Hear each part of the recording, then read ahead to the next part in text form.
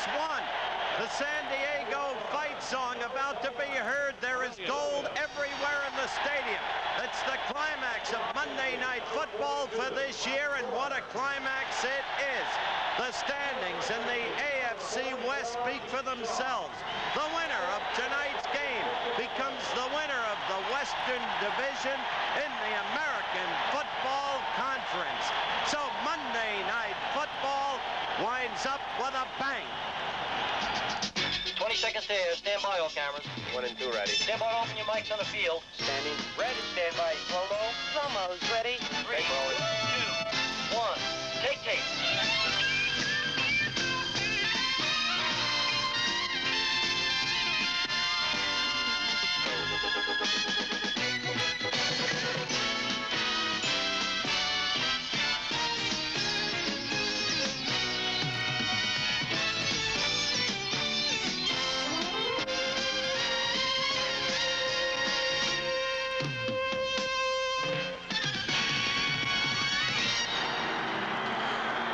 From San Diego Stadium in San Diego, California, ABC's NFL Monday Night Football.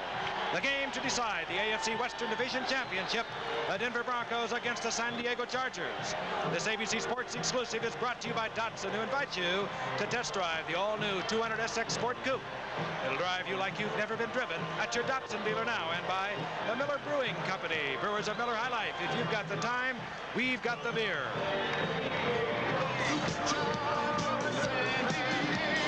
You hear the crowd, they're singing the San Diego Chargers fight song. Remember the way it was a week ago? Love You Blue, the Oilers fight song. We've got a repeat of that here tonight. No different from Houston. San Diego will not take second place, not in their minds anyway. And yes, this is the climax of Monday Night Football for this year.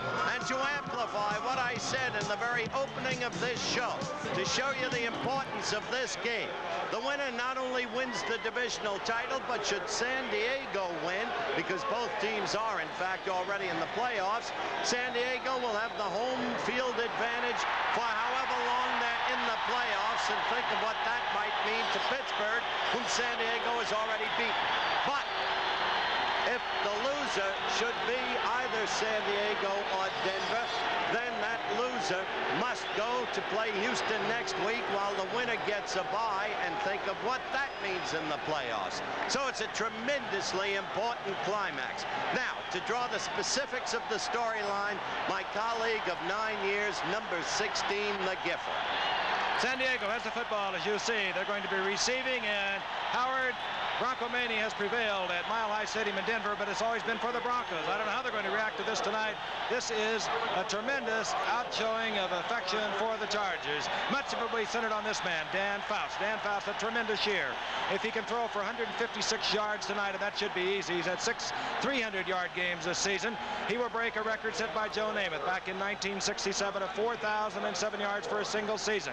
He's a special kind of a quarterback, a calm, quiet, cool man, lives in the woods of Oregon. And speaking of calm, quiet, cool quarterbacks, my colleague Don Meredith will have a lot more than 9 years. Oh, man, a little bit more, you bet. And a lot longer, a lot more fun, too. Right quickly, let's talk about, on the other side, we got Craig Morton. You know, he's kind of was relegated to a designated passer early in the season until they played Seattle. Craig came on, ignited that club, and he's had the starting job since. And although he's got some help with Rick Upchurch and Haven Moses, Rob Lytle will be out for the night. He's got some good ones. I'm really excited to go get him, Frank. Let's get this thing going. All right. Over 52,000, that's the capacity. It's over capacity. Setting the football up, Jim Turner. No, we are going to look at Fred Steinfort. We didn't know for sure. Jim Turner has a pulled muscle, so Steinfort just activated. There he is. Will do all the heavy kicking duties. We're told Turner will work on field goals and conversions. Deep, Artie Owens, 24, Hank Bauer, number 37. And it's going to be Hank Bauer, San Diego. Bauer erupts out to the 30-yard line and will meet the San Diego offensive unit. Is high-powered because of their quarterback, Dan Faust. Dan Faust, we told you about already. He is remarkable, passing almost 63%, 23 touchdowns on the year. Question mark, John Jefferson, the wide receiver. We do not see him in the lineup. He bruised his ribs against New Orleans. So is he a rookie, John Floyd, from Northeast Louisiana. The offensive line, they protect him well, but Dan Faust has a quick release. They live by the pass. They've survived by it. Looking for a divisional title. 1st and 10, they go to the air. And it's dumped off to Clarence Williams, a setback. Williams has a first down after the 44-yard line. Oh, boy. And defensively, this team, they do not sack the quarterback very often. They, as a matter of fact, only have 19 on the year as we look at their 3-4 setup. They rely on these linebackers to take the deep drops. They're quick and they're fast. Louis Wright could be the best cornerback in all of football. There they are. Bill Thompson having a great year. They have 19 sacks. That's 4 below any other team in the NFL. That's Denver. They're very opportunistic. Bob Klein, the tight end, adjusts, number 84. The setbacks again, Mike Thomas. But this is Clarence Williams. He gets the call, and he runs into Reuben Carter, the middle nose guard, after a gain of about a yard and a yard and a half. Flag is down. Reuben Carter, Barney Chavis, Bryson Manor. Here's the call. Illegal procedure. Chuck Heberling will be talking with us tonight. He, of course, the chief of the referees here tonight. Dan Fouts would like to have a little further delineation. Very good. Thank you. I got to tell you, for the 2nd week in a row, Frank, there's the call, the penalty review. 2nd week in a row, the crowd, an integral part of this contest. These people have been waiting for this contest for 3 months. They've been sold out for 3 months. It's the most important game they have had here at least since 1965, the last time the Chargers were in a playoff. Giff? Procedure declined after a gain of 1. It's 2nd down and 9. Motion. Bob Klein. Fouts with a quick, hurried steps, dropping deep. Fires it out to Williams. He's nailed there. Hit by Randy Gradishar, and there's a lot of argument about Jack Lambert of the Pittsburgh Steelers and Randy Gradishar as to who's the best in the middle. You see him go real quick, Frank. He's got a real quick read on the back, going out to the outside. The thing that Fouts has said he loves about his offense, that was Clarence Williams out there that he was trying to throw to, is that if his #1 receiver is not there, Coryell always has a backup. Well, that time the backup was closed. Now he brings a backup in. They bring in the 3rd wide receiver. That's Larry Burt, number 87. John Floyd, we told you about, a rookie from Northeast Louisiana, in there because of bruised ribs on the part of the great John Jefferson. 3rd down 9. The ball just over the 45-yard line, and we're just underway from San Diego. Bounce, and open is Joyner, and Joyner does not hold on as he's hit. And it's picked off by Bill Thompson. Bernard Jackson hit Joyner, knocked the ball up in the air, and we've told you about this team. They're opportunistic. Bill Thompson was there. Bill Thompson with his 4th interception of the year. He hung this one just a little bit too high. It's open down the middle. That's Joyner. You see that Danny tried to lay it right in there. The ball was there, actually. Just jarred loose, popped up in the air, and a big turnover on a tip ball. You'll find orange shirts all over the place. It's the way they play. You mentioned the talk about Gradishar and Lambert, Frank, and yes, there is argument. But I don't think, in fairness and recognizing the greatness of Lambert, as we look at the offensive backfield and receivers, I don't think there's any argument that in short yardage situations, nobody is better than Gradishar. Charlie Joyner is coming off. Now, Charlie Joyner is having his best year ever since he came into this game 12 years ago with Houston. We've told you that John Jefferson warmed up. They decided he could not start. We don't know whether he's capable of playing. But now if Joyner is out and he appears hurt, well, San Diego is going to have a problem at wide receivers. Defensively, as we look at San Diego, Willie Buchanan not having the year he did a year ago with Green Bay, where he made the Pro Bowl. But they are steamed and really charged for this game tonight. 1st and 10, Denver. Haven Moses having his best year in motion for Denver. Hand off, Otis Armstrong. Otis Armstrong out over the 45 to the 47, giving 6. It'll be 2nd down and 4, and Otis Armstrong is in there tonight starting because Rob Lytle, hurt in Seattle a week ago, had knee surgery this past week. Craig Morton. Passive face. He's a cool cookie, not mobile. He says that doesn't mean that much. But he'll stand there, very courageous man. He'll stand there with attackers all around him and deliver it. This is Armstrong on 2nd and 4. pass here. Armstrong powers over middle to the 49-yard line, where it'll be third and short. Excuse me, Frank. So they've gotten a first down on the rush, which is exactly why Dandy Don asked Craig Morton, can you run against San Diego? We did a good job of running against them last time. The way you run at them, you run to their defensive left, our right, and you try to run outside and take advantage of the people that we have over there. And I think we can run against them, but again, it's going to be a passing game. That's what we're trying to do, a lot of play action, and keep those front four guessing, because they really do have a good front four. That was the play in which he utilized Otis Armstrong, short of the first down by about a half a yard. Ball inside the 49-yard line. Nowhere to go. No place. That was Jim Jensen, upended. And Denver will have to turn it over, unable to take advantage of the first turnover of the game. Out comes the punting unit. That means Luke Prestridge will come out. Well, he ran left. And you don't do that. You don't run into Fred Dean and Big Hands Johnson. That's the kiss of death. They closed it off that time, didn't they? Mike Fuller drops deep for San Diego. Prestridge, a rookie out of Baylor, averaging a little over 40 yards a punt. Takes a long count, looking for the offsides, doesn't get it. Drills it. Fuller lets it bound out of bounds, and it's inside the 15-yard line. And San Diego will have their second possession deep in their own territory. 37-yard punt. Luke Prestridge will be back. For 1980. Dan Faust, now in his 7th year. They have been tough years up until the past 2 seasons. In his last 22 starts, he's won 18 games. Ain't bad. Oh. Say the least. Chargers up to the line of scrimmage, and every time a Charger moves on the field, you hear a roar from the crowd. Dan plats them down on 1st and 10. The big tight end in motion. Again, Faust on the first down, goes to the air. Same play as they open their first offensive series. It goes out to Clarence Williams. He gets out to the 20-yard line, where Bob Swenson is there defensively for Denver. A gain of 4. It'll be 2nd and 6. A word should be said about Bob Swenson. He's not one of the guys you read about all the time, but for the 2nd year in a row, his teammates have elected him the most valuable player on the Denver Broncos. Many of them are astonished he doesn't make All-Pro. Leads the team, for instance, in tackles. A free agent, Bob Swenson. 3 interceptions on the year. He's around the ball. He's recovered 4 fumbles. 2nd and 6 for Dan Fouts. Fouts with all the time in the world, as you will have against Denver. And Fouts gets the first down, out over the 25 to the 27. Randy Gradishar made the stop, but I think, Don, that illustrated what I said earlier. Denver does not rush the passer. 19 sacks in 15 games. You're really right. Gradishar was on the other side. Joyner fell down again. I think he may still be hurt a little bit. He was trying to go that outside, Frank. And Gradishar says, wait a minute, what is this? A quarterback taking a run? Have to come back over and put a stop to that. Well, with Jefferson out, look at Joyner now. I think he hurt his knee. See, right there, he pulled like a Charlie horse. It could have been a hip. He was holding it when he came off. He tried to go back in and go. He knows how important this game is to the Chargers. We'll set it for you again.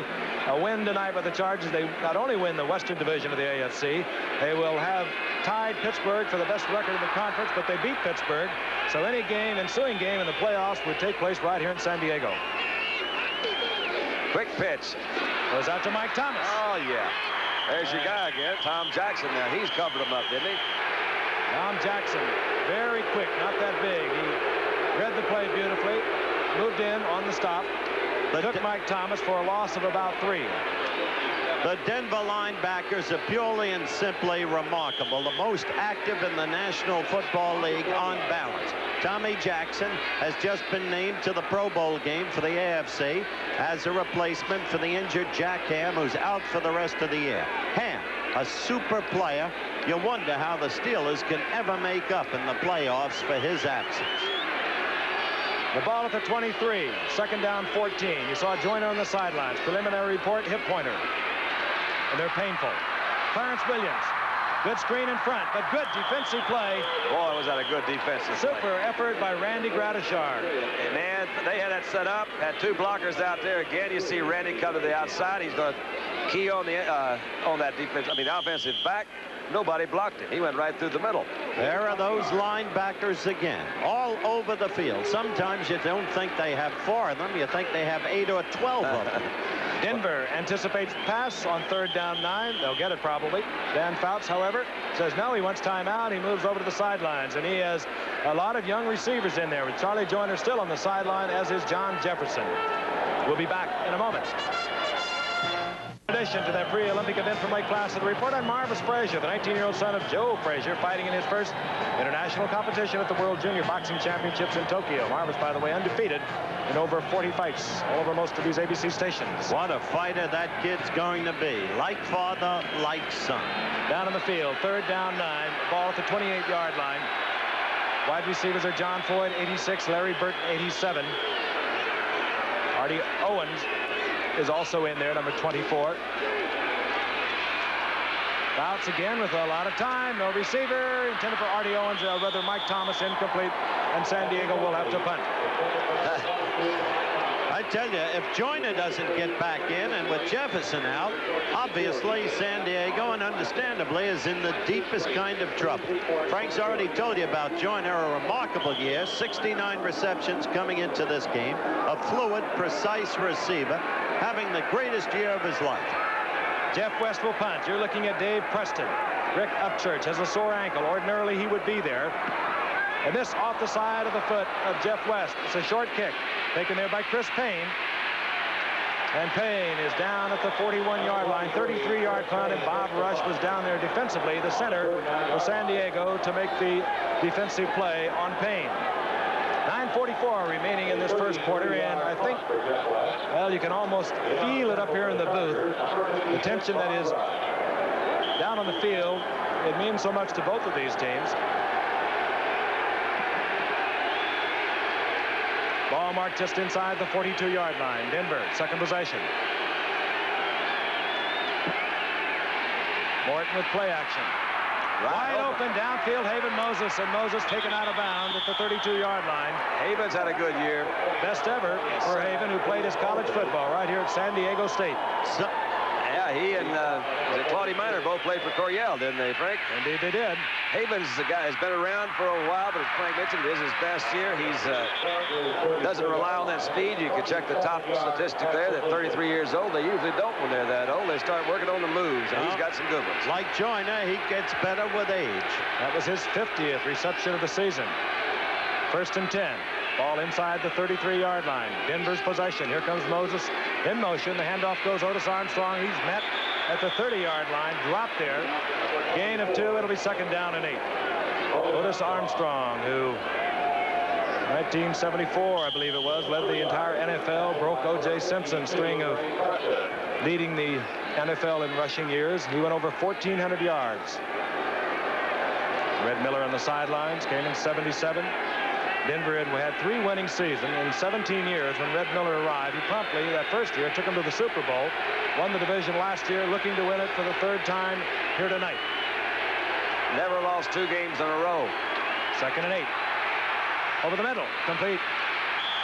Again, Haven Moses, he's short of the 1st down at the 25-yard line. It's going to be 3rd down and 3, hit there by Mike Fuller. Now they're getting into High Shoes Jim Turner's field goal range. Frank has told you that Jim did not start the game tonight, that he's got a pulled groin muscle, but he will be used for field goal duty. Remember this about Jim Turner, with the great Jim Marshall's retirement yesterday, Jim is now the senior citizen of the NFL. 16 years. There he is. Oh, he's held up well, hasn't he? Yes, indeed. Went over 300 career field goals this year. He's been around a while. 3rd and 3 for Morton. Ball at the 25. He'll put it in the air. Out to Preston. Right there. 1st down, inside the 20 at the 18-yard line. Curley's right on so far. That was had to be a good hard throw right to the outside. Got Preston going. It's a pretty tough angle out here. He doesn't really have much room to work with. Good blocking here. They're not getting that rushing. Quick zip out. Well, they wobbled a little bit more than I thought, but it was still right on the money. They're making a difference. A big 1st down. With all the raps Morton takes because of his absence of mobility, you give Craig time, nobody throws a better ball. Nobody. He can throw a good sideline. He is working against the 2nd-best pass defense in the AFC against San Diego. He gets the 1st and 10. Hands off Otis Armstrong. Spilled up at the line of scrimmage. Sprawls forward for a gain of about a yard and a half. It'll be 2nd down and 9. Willie Buchanan in the bottom of that pile. Here turn-on this team has been for the city of San Diego. Everywhere you went today, there was nothing but talk. It's the way it was in Cleveland early this year, the night they beat Dallas. The way it was in Houston a week ago. The elevation of the spirit of a great and beautiful city. Ball inside the 17-yard line. Second down, 9. He says, hold it. Flags all over the field. He said, hold it now. Gary Johnson looked like he might have moved across the line of scrimmage for San Diego, but was he drawn off? Well, he's going to try to convince somebody. Encroachment defense, number 79. Gary Johnson. And there are a lot of Denver fans turned out for this game. I'd be about half afraid to be here if I were them. Frank, 3,000 of them came in a special tour, and they're showing their orange. And they were staying at our hotel, most of them, as you know. There was the call. Let's get back to the game. And a walk-off of 5. Down remains the same. It'll be second down and 4. Ball now inside the 12-yard line. No score. 7:32 remaining here in the first quarter. Here's Otis Armstrong. There they go right again. Armstrong turns the corner. Flag is down, and could have been a face mask as Armstrong went down at about the 6-yard line. Gary Johnson was in pursuit, and Willie Buchanan was also in on the play. So far, everything Red Miller planned has been working for him. Control of the football, opportunistic defense. Face mask, number 28. Oh. Willie Buchanan got the paw in there. You saw the face or the head of Otis Armstrong jerk, and you knew right away it was a face mask. It'll be a first and goal right around the 3-yard line. Feisty man, that Red Miller, Frank. Feisty coach. Both of these coaches are. They work a football game. Don Coryell, there's Red Miller. Don Coryell, of course, back in the city where he had such a tremendous collegiate record for so many years at San Diego State. Sent so many great players into the pro ranks. Several playing here tonight. First and goal. Ball at the 3. Good time for your play action, and there it comes. Zip. Look out. He missed it. Good play action situation, though, because they've been running fairly successful that right side. He gave him that quick little handoff. Looked like he had somebody open over the middle. I couldn't tell for sure up here. I didn't like the way he lobbed that ball. You didn't? No. I didn't like the way where it wound up, because it's, I don't care how it gets there, it didn't get there. Second and goal. I tell you, I saw Theismann throw a waffle ball yesterday for I saw Richard Todd throw a waffle ball to Mickey Shula, and incredibly it got there for a touchdown. It's like the one from Stabler to Clarence Davis a few years back. Canada is in there, 35 with Armstrong, 24. Running backs Denver, inside handoff Armstrong. There he goes. Easy. Oh, is that nice? Good block. Son of a gun. Tom Glassick with a fine block. Armstrong, big hole. Denver on the scoreboard. And I think that may stun this partisan crowd. I think here, look at Glassick, number 62. Going to pull out that left guard. Armstrong ain't no dummy. He's going to follow him. And look, the little kick out to the outside, and it's all over right there. Big hole. Glassick, who likes to play and recreate old Napoleonic wars with toy soldiers. You got to be kidding. No, he does. Turner, full groin and all. Does Napoleon ever win? Denver, 7-0 with 7:19 remaining in the first quarter. The crowd has quieted, and we'll be back. Denver making it look relatively easy. They lead 7-0 here in the first quarter. Fred Steinfort will kick off. Artie Owens deep, number 24 with Hank Bauer, 37 for San Diego. And we'll look at Artie Owens from the 2-yard line.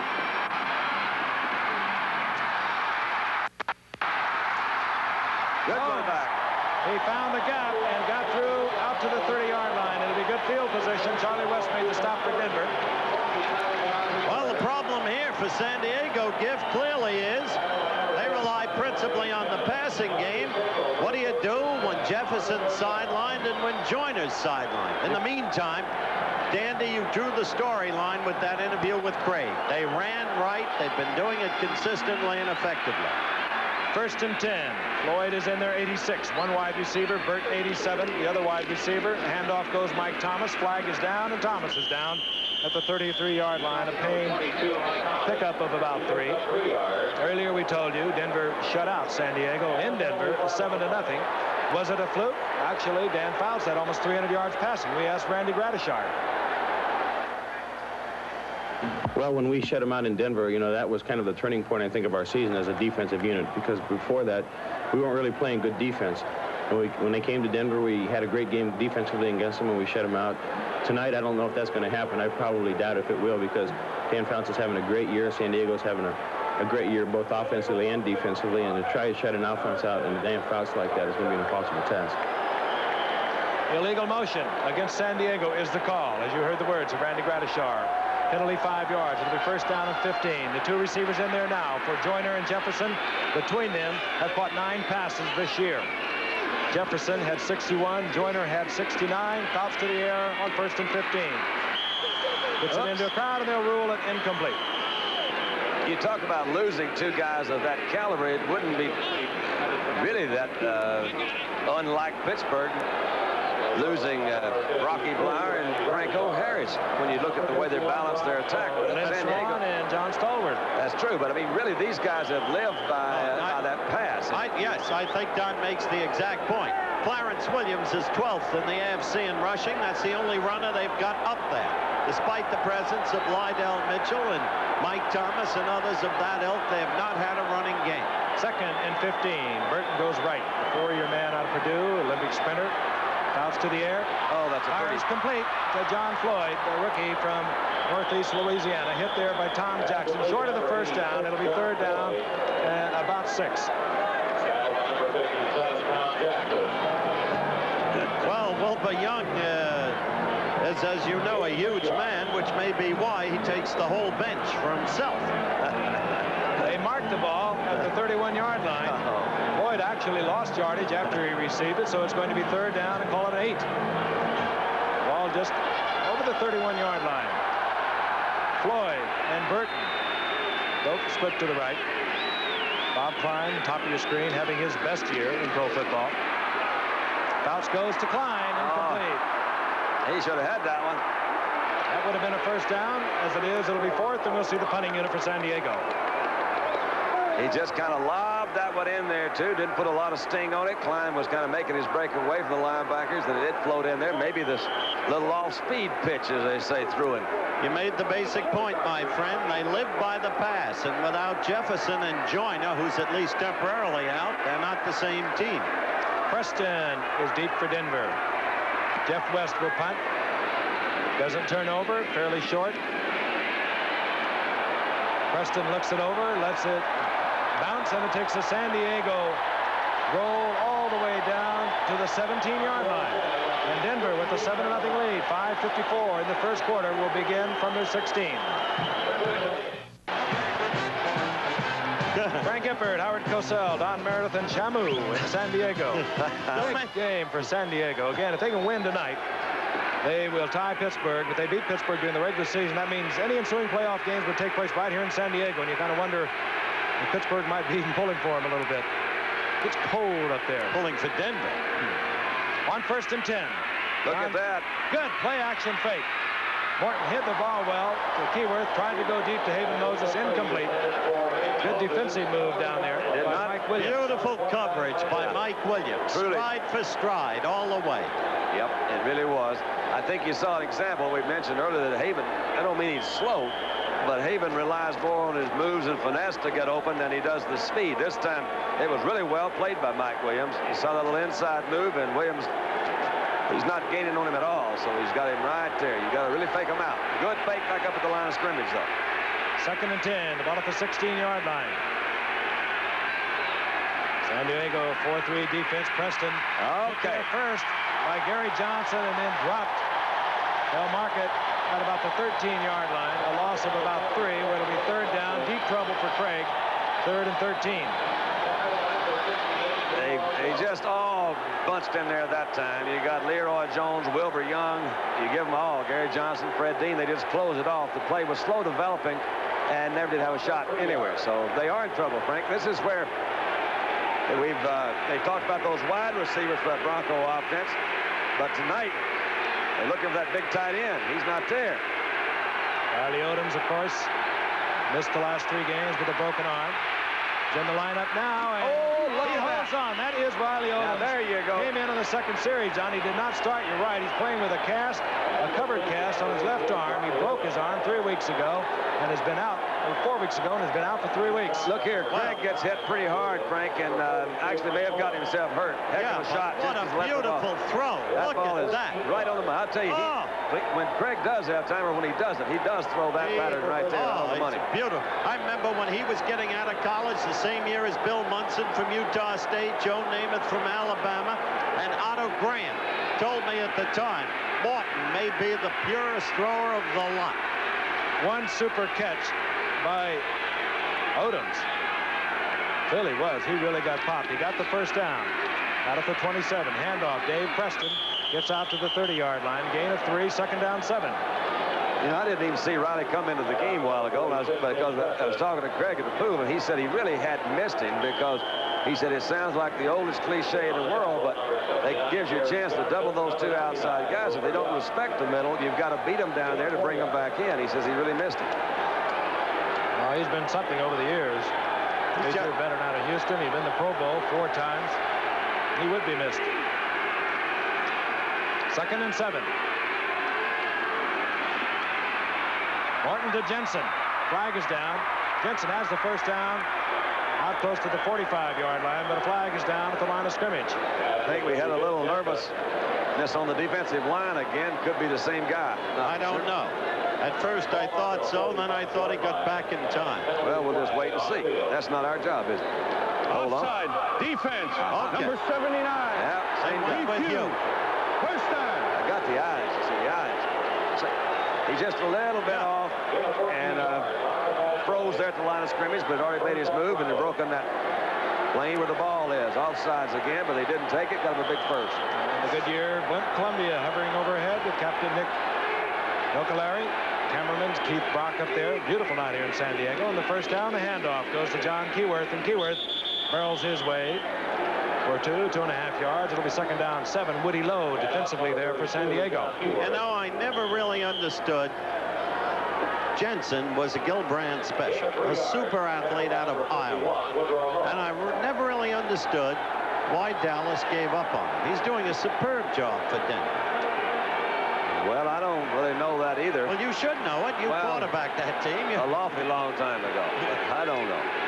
Ball just over the 47-yard line. Denver leading 7-0. 3 minutes remaining in the first quarter. Otis Armstrong in motion. Morton with a lot of time and fires over Rick Upchurch. Flag is down once again. That's called letting it get away from you. Rick looked up and says, "You weren't throwing that to me, were you?" Holding against Denver. It's like a baseball pitcher in a way. If you don't follow through with your throw, that ball has a tendency to take off on you. That time, Craig just didn't quite get the zip on it. Took off on him a little bit high. There was a lot of people in the middle there, too. That can cause some confusion. See all those different colored jerseys around there. Rick Upchurch, we told you he's having a superb year. He's had 63 receptions coming into tonight.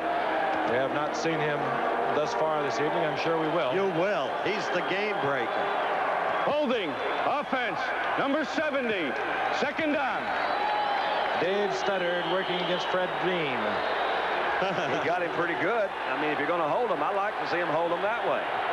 Well, you can't blame him. No. Second down, 17. Ball at the 38-yard line. And Bill Bryan, the center, wants to get some of the goo off the football, so it won't be sticking to Craig's fingers. 2:50 remaining in the first quarter. Riley Odom stays in the game. Big number 88. He's a force. Good catch. This is Larry Canada. And Canada out over the 45 to the 47-yard line, taken there by Mike Fuller. Such a smart call. Your odds of making that long one are just not very good at all. Canada's their leading rusher in an average per carry. Look at that. That's not bad on his receptions here. That's his career, I guess. So Craig Morton now has a third down. Call it 7. The ball inside the 48-yard line. It's a passing down. Preston is in there, 46, along with Keyworth. Haven Moses, 25. Rick Upchurch, number 80. Riley Odom's 88. Those are your receivers. He might throw a little draw. No. Look out, right over there, right over there, right over there. No, Keyword. You heard a Bronco teammate get the first down. Key, he's short. No, he's shorter. All right. He's also hurt. Keyworth shaken up. He was struggling, and many times when you're trying to get those sticks, you are off balance. You get your body in funny positions, and when you get hit, it can produce an injury. I got the feeling up here that maybe there was a missed defensive assignment that last time because he really broke open in a hurry, and I don't think Craig was looking for him that soon. He was trying to read patterns down the field, but he really did open up very quickly. Keyworth on the turf in front of his Denver bench. We'll be returning to San Diego. We'll get a report for you in a moment.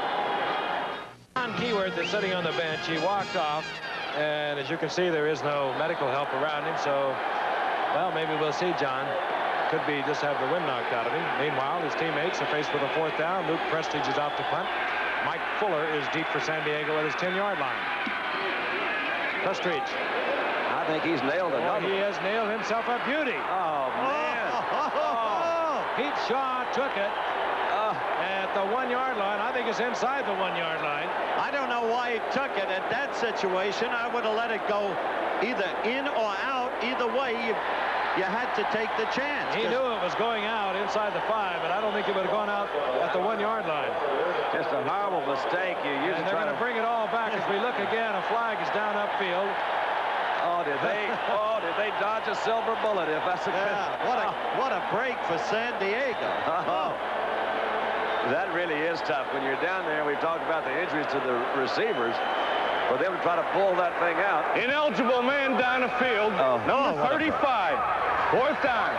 Oh, my He should really heave a deep sigh of relief. That man. At least write Larry Canada a thank you note. All right, deep they go again. Mike Fuller. Pete Shaw's a short man as we look at Luke Prestige.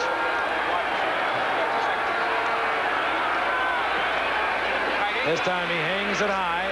Fair catch called for and made at the 18-yard line again by Pete Shaw handling that punt. So San Diego will have possession of the football just inside their own 20-yard line. The word on Charlie Joyner is that we may see him again. He went into the locker room, came back out, and been walking back and forth along the sidelines, but he has not come back into the lineup on this series of play. And John Jefferson, whom they hope to have ready tonight, bruised his ribs a week ago against New Orleans. We have not seen him thus far this evening. Lawrence Williams 40, Mike Thomas 22 is set back. Here comes Mike Thomas on 1st and 10. Thomas turns to the inside, runs into Barney Chavis. Puts a couple of yards. It'll be 2nd down and 8. Oh, boy. Clearly, San Diego, with its brilliant, crushing victory over Pittsburgh and the rest of the year it's put together, has become an excellent football team. But one, as you look at Charlie Joyner there, has to wonder about the failure of the ground game. They've got 130 receptions for the year sitting on the bench in Joyner and Jefferson. It's a lot, isn't it? They've got 9 receptions in the ball game. Bouts with the time. Fires incomplete. Over the middle. Good defensive play. Bob Swinson. He was all over the big tight end, Bob Klein. Well, he really threw into traffic there, Don. Yeah, they really did. You throwing out those passing stats, the Chargers ranked 25th in the league in rushing. They've only rushed as a team for like 1,571 yards coming into this game. Remember a few years back when Don Woods was one of the key rushers in football? Now he sees just special duty on the special teams. It's 3rd down and 8, and Joyner has come into the game. He's in there with John Floyd. Joyner, he's at the top of your screen. Now Larry Burton is the other wide receiver, number 87. Bouts, Joyner, and he has the 1st down. And he steps out of bounds out at the 44-yard line in the arms of Steve Foley, and he's going to hold that hip. And have you ever had a hip pointer? Well, you know how painful it can be. But he is such a beautiful, such a talented receiver. So resourceful. He runs a fairly simple route. You see him kind of making his move to the outside, trying to make a move But that ball was really thrown. That's Steve Foley he's working on over there. Steve usually gets most of the action because, as Frank mentioned at the top of the show, Louis Wright, they don't go at too much. I remember when Klosterman drafted him out of Grambling and said this man could become one of the all-time greats. San Diego down by 7. First and 10. Their own 44. Oh, yes. This is John Floyd. Pink. Go get him, Pink. And Floyd has the first down for San Diego inside the 40-yard line. The rookie from Northeast Louisiana. I love the pattern he ran, Frank. He came in from a motion, came back a little bit outside of where the tight end normally sets up, goes back down, tries to get that safety head up, man-to-man, and then cuts to the outside. A kind of an unusual pattern. Interesting that Joyner made the key play to open it up. Frank, at your leisure, tell him about John Floyd. I will. When do you have a leisure? It's a good thing they have him. At the 38-yard line. Floyd split to the right. Inside handoff. Williams. Give him a couple of yards up at the 35-yard line. Floyd, I'll tell you about it. He was drafted in the 4th round out of Northeast Louisiana, but San Diego had him way up there higher than that, and he broke his leg last year as a senior. In his career, he had over 100 receptions. Great speedster, good all-around athlete, had 14 touchdowns. In fact, didn't they say that they might have made him a #1 choice had he not broken his leg? Junior year. They anticipated he would be a 1 pick. Second down and 8. Fouts with a world of time, but the receivers well covered, had to dump it off to Mike Thomas, and Tom Jackson was all over Mike Thomas. He had stopped. 10 seconds remaining in the first quarter. It'll be 3rd down and 8. Tell you this, Don, he had Larry Burton, the Olympic speedster, 400 meters, all alone out there. See that? Yeah, Frank's right. He had time, but he didn't have time back in the pocket. They kind of forced him out of the pocket, and he zeroed in on one side of the field. Joyner, top of your screen. Once again, they'll be using him apparently in spot situations. Look out. Bounce. Corralled there by Tom Jackson, and then help from Barney Chavis. It'll be 4th down, and the quarter expires, and San Diego will have an opportunity to decide field goal or what. We'll be back with the action of the second quarter in a moment. Mike Wood, one of several kickers that the Chargers have had to go to this year. He is 10 of 12, having been signed after the 8th game. His long of the season, 42 yards. The only 2 misses he's had have been from 50 and 53. This attempt with Mike Fuller holding from 51 yards. San Diego down 7-0 as we begin the second quarter. This will be way short and off to the right. And Denver will have the football at the line of scrimmage, the 33-yard line. Postseason Bowl coming your way. Excitement here on ABC. It'll begin Saturday. The Liberty Bowl live at 2:30 Eastern Saturday. Tulane against Penn State. Then the Gator Bowl Friday, December the 28th. It'll be live at 9 Eastern time. Michigan versus North Carolina. The Michigan Wolverines from the Big Ten take on the North Carolina Tar Heels. The Sugar Bowl, New Year's Day, and what a beauty that'll be. 2 o'clock Eastern. Alabama against Arkansas. Alabama #1, Arkansas #7. They don't like each other. Denver on their own 33-yard line. The toss goes to Otis Armstrong. Armstrong taken there defensively by Bob Moore in the middle linebacker, number 55. Interesting, Howard, the drafting of these Chargers. They got 5 starters in the 75 draft. The 76 draft, all 3 of the linebackers out there tonight came in that 76 draft. The team was really built on the 75 draft, which was just remarkable. Big Hands Johnson, Louis Kelcher, Fred Dean, Mike Fuller, Billy Shields, Ricky Young, who was traded to Minnesota for Big Ed White, and Mike Williams. And the man who was here at the time, now with the Tommy Prothro. I was going to say that. He gets the credit, I'll tell you. 2nd and 4. Here comes Otis Armstrong. Buchanan. Or rather, yes, Willie Buchanan losing out of bounds. He has the first down after the 45-yard line. But there's another man, 2 men, as a matter of fact, former Rams involved, also with Tommy Prothro at the time, Tank Younger and Johnny Sanders. Big Tank. First man ever drafted from a black college by the LA Rams. It happened in Ruston, Louisiana, in front of McCarthy's bar. I remember that. Denver leading 7-0. 1st and 10 at their 45-yard line. Morton play action. Look out. He knocked the ball loose. It was picked up by Leroy Jones. It was Fred Dean who knocked the ball loose from Craig Morton, picked up by Leroy Jones. San Diego with another turnover at the 40-yard line of the Denver Broncos. Big Dean just gets to the outside. Craig tries to step up. Just saw him try to move in a little bit more. The receivers were covered. Look at old Stoddard come in. He says, I may miss my block, but I'm a heck on tackling. I'll tell you, you can't blame Craig for that one. He never saw the man. He came from directly behind him, and bang. San Diego. They have a 1st and 10. Denver's 41-yard line. Burton, number 87, split to the left. Mike Thomas in motion. Oh, yeah, right there. Right there. And open over the middle. It's the big tight end, and Bob Klein holds on down at the 21-yard line. Oh. First down, San Diego. Joe Rizzo hit Klein, who clutched that football. He was really popped, but he held on. I really get a kick out of watching these patterns. There's a big fella, Leroy Jones. You did a heck of a job. He's reached out there. He was alert, wasn't he? He says, I got it. Got some moves. Hope he doesn't become a fighter. There's an unbeaten heavyweight named Leroy Jones. Bob Klein, who teamed with the rookie #1 draft pick early in the season, Kellen Winslow.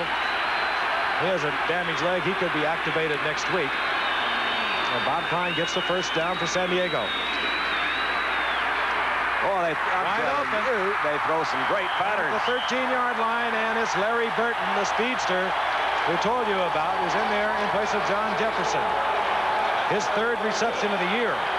70% of the Charger offense comes through the pass. That's right. It gives you a pretty good indication of what they do out there. And I've never seen so many different patterns. It's the contention of many people that in this league now the whole tenor has changed. The pass is used to set up the run.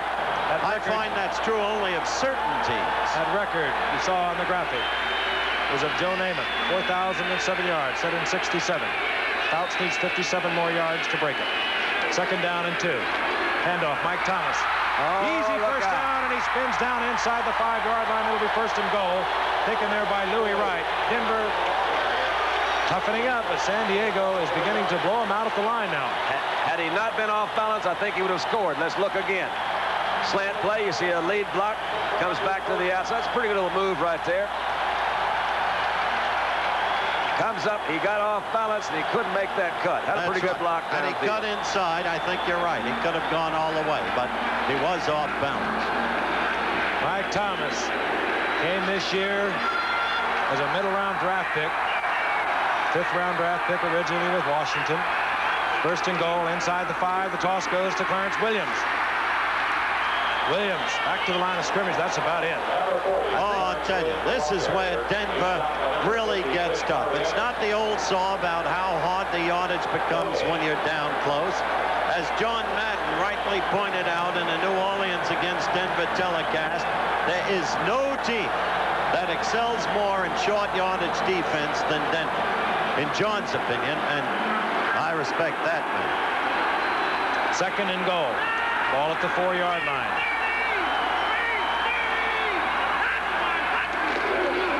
Bounce on the rollout. He can take it in. He did. That's the man. Bounce gave himself the option. Looked downfield. Took it in on his own. Look at Coyle. Yeah. And that's the first time the Chargers have scored on Denver in 5 quarters. Really, this is the 6th quarter. And here's the man who pulled it off, who lives by his arm, and that time he took it in with his feet. I think, Frank, one of the toughest things for a passing team to do is to utilize that pass down here close. This is I think, the best example of how a passing team needs that running quarterback, too. And that time you saw Fouts come out with an option to run and throw and chose to run it in and score. With a block in front by Ed White to make sure. Number 67, Mike Wood. We've got a tie football game. Jensen took another short pass, made it a 9-yard gainer. The 2nd down and 1. The ball at the 19-yard line of the San Diego Chargers. 1:35 remaining in the first half. Denver has 2 timeouts remaining. It's been peck, peck, peck the length of the field for the Broncos. Dave Preston continues to peck, and he moves to the 15-yard line, gets to first down, where it'll be 1st and 10, and you'll begin to see hurry-up offense on, well, we thought we would on the part of the Broncos. Well, the point I just made earlier really obtains when you look at this figure. There have been 12 Denver plays, Dandy, in this current drive. They've used up 6 minutes and 40 seconds. First down, Denver, 15-yard line. Morton. Look out. Fires complete. Timeout. Dave Preston at the 10-yard line. Gain of 5. A timeout called quickly by Craig Morton. And it will be 2nd down and 5 for the Broncos. They're inside the 10 at the 9.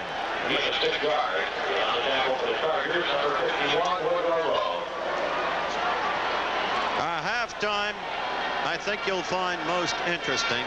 There will be a stirring tribute that I will not delve into. You'll hear it for yourselves in a matter far more significant than the game here tonight, and we have expressed in terms of sports the significance of this game. You will see highlights involving the teams that have made the playoffs, and you will see 2 extraordinary athletes. One, the supreme running back of today. The other, the supreme running back of the decade. I speak, of course, of 34 Earl Campbell and the redoubtable number 32, the Juice. Well, Renfro James.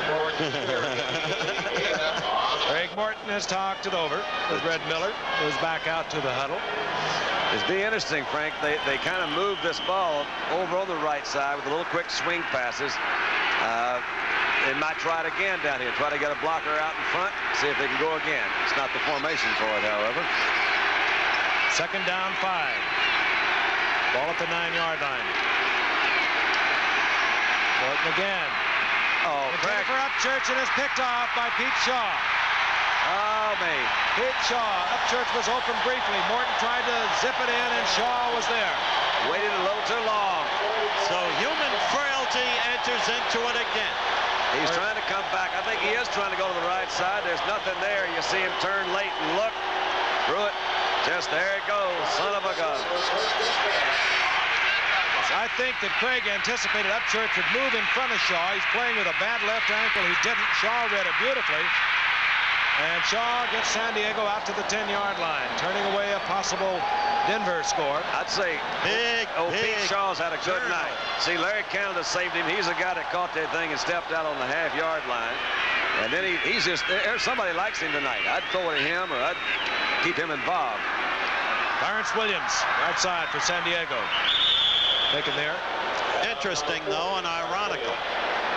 Morton, on balance, has had an excellent night. So has Fouts, who's verging on breaking Namath's record. And yet each has made a critical mistake. Morton then, Fouts early on the Foley interception. There you go. There you go, Shaw. Dan Fouts letting the time run down deep in his own territory. 2nd down and 7. Williams picking up 3. Smart move.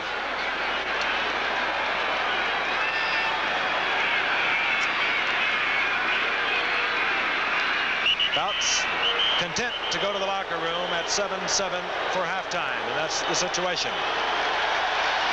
A game where the Western Division of the AFC is on the line, is tied at 7 at halftime, and Dan Fouts into the locker room.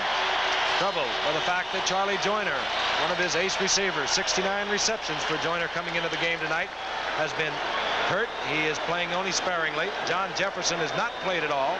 He of the 61 receptions and over 1,000 yards. So Dan Fouts is playing without 2 able wide receivers. Now let's turn our attention to yesterday's NFL highlights featuring teams making the playoffs. In the beginning, there was Three Rivers Stadium, Buffalo at Pittsburgh. And in the first quarter, Steelers ball at the Buffalo 20. Terry Bradshaw back to pass. Marvelous protection, as you see. And then Lynn Swann with another of those leaping catches going in for the touchdown. 7-0 Steelers. In the third quarter, leading 14-0. Steelers ball at the Bills 8. And who do you give it to under those circumstances? Sidney Thornton up the middle, 8 yards. The score, 21-0 Steelers. In the fourth quarter, still 21-0. Down to the Bills 11. You give it this time to Franco Harris. And so the AFC Central is won by Pittsburgh, 28-0. At Tampa Bay, the Buccaneers still looking for that one victory that would give them the NFC Central title and, of course, a playoff berth.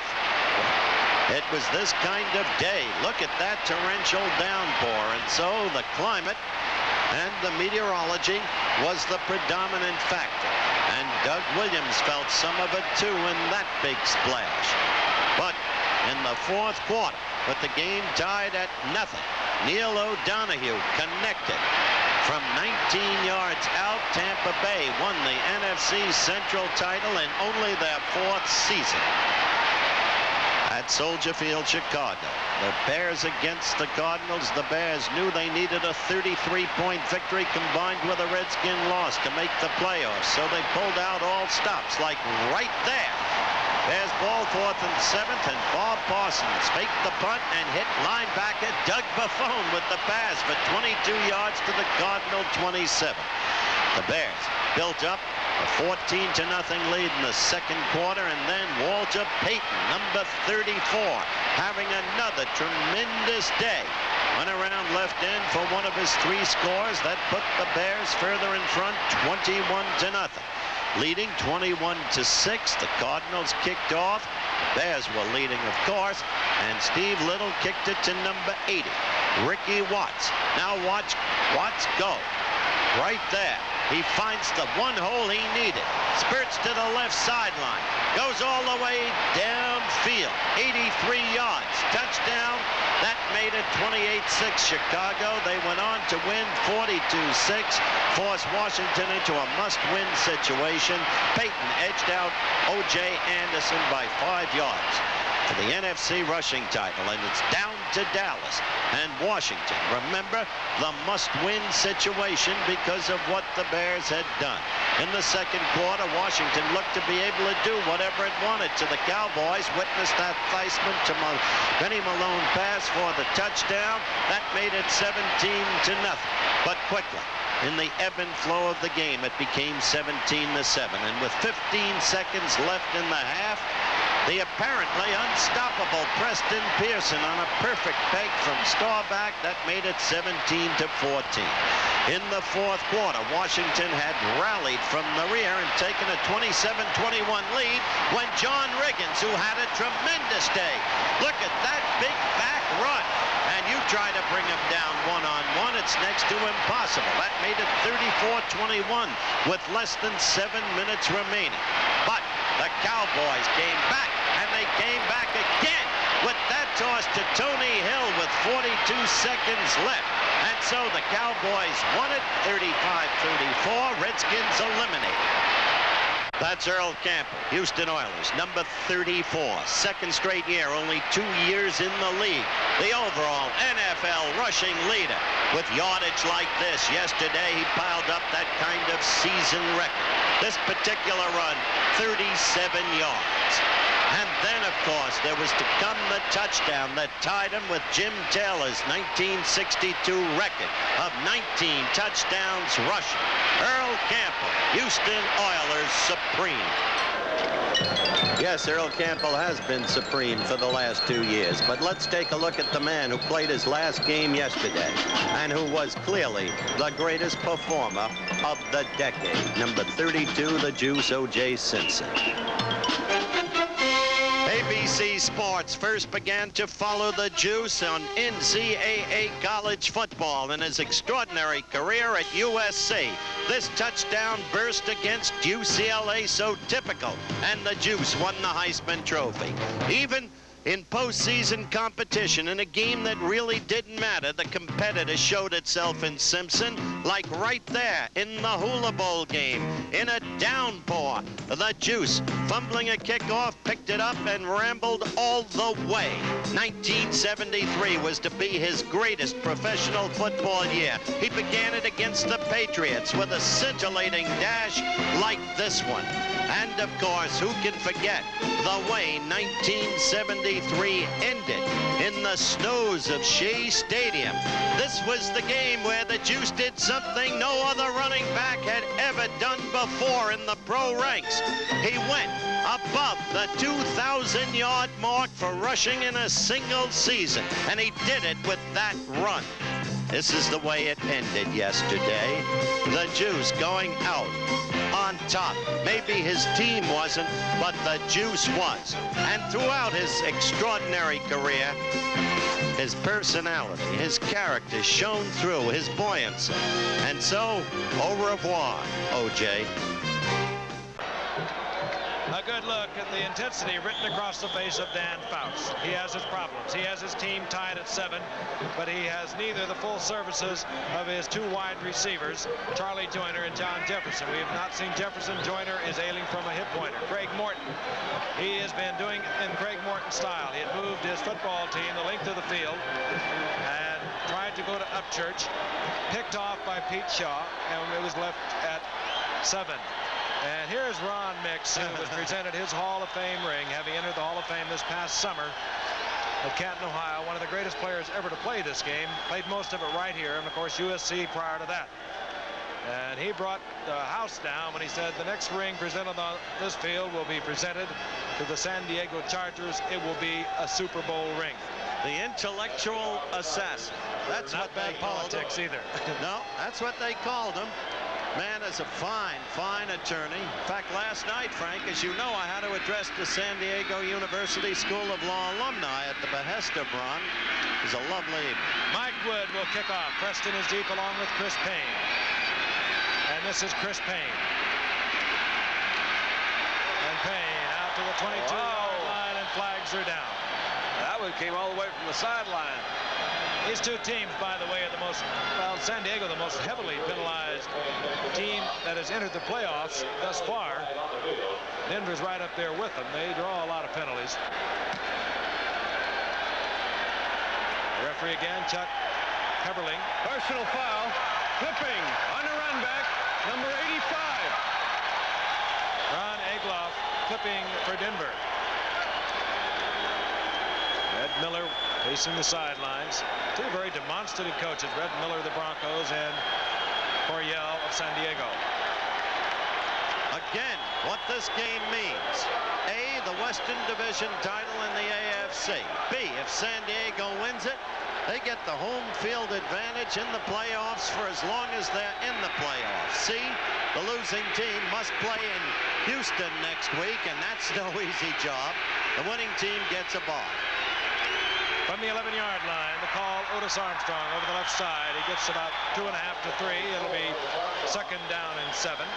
And of course, if San Diego should win tonight, they will be tied with Pittsburgh at 12-4 record, but they defeated Pittsburgh soundly, I might add, during the course of the season. So therefore, they would have that home field advantage, and it's a distinct advantage, as you can tell by the crowd here this evening. It helps. And they beat them here, I might add, 35-7. 2nd down. Ball at the 13, 2nd and 8. Dave Preston in there, 46. Again, Denver alternating backs, bringing the plays in. This is Jim Jensen. Piled up. Maybe eked out a yard. It'll be 3rd down and 7 for Craig Morton.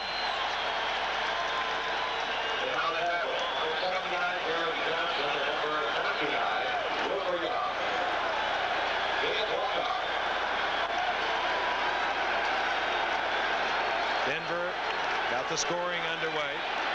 They were on the scoreboard first. They moved down the field, short passes, running to their right, as Craig Morton said at the top of the show they would be doing. Ball at the 14, 3rd down, 7.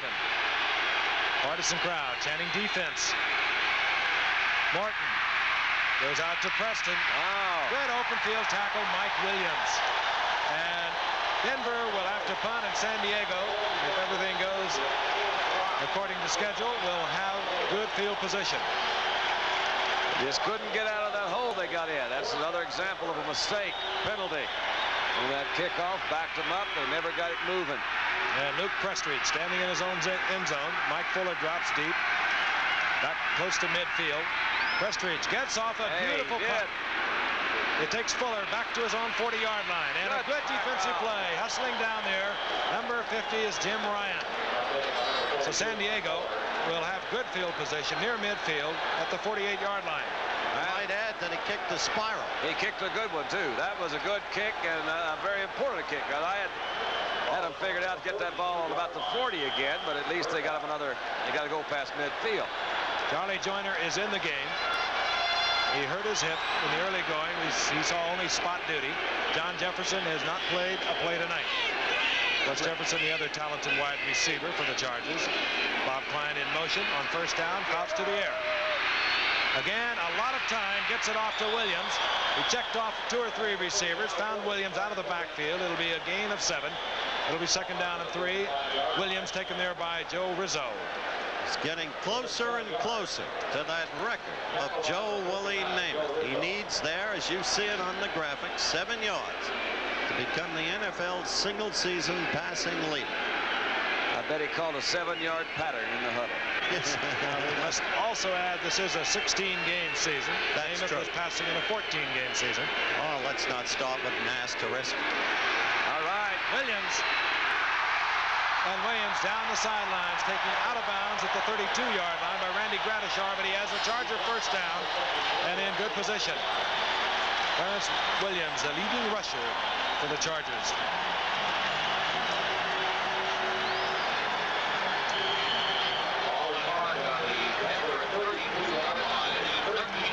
Ball at the 32-yard line, tied at 7. And the final divisional champion to be determined tonight. It'll come from these 2 teams. The winner tonight.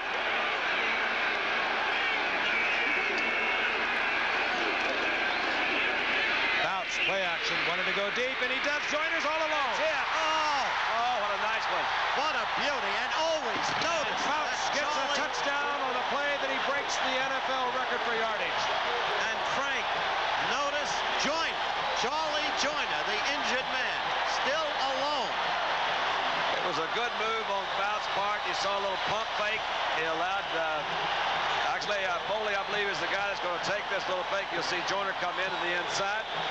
Actually, Joyner never looked back. Foley knows that there's a mistake in there somewhere. Big TD, wide open. I'll tell you, you have to admire Joyner. He is playing in a lot of pain. Was it Mike Wood for the conversion. Was it a bruised hip? I don't. Hip pointer was the word.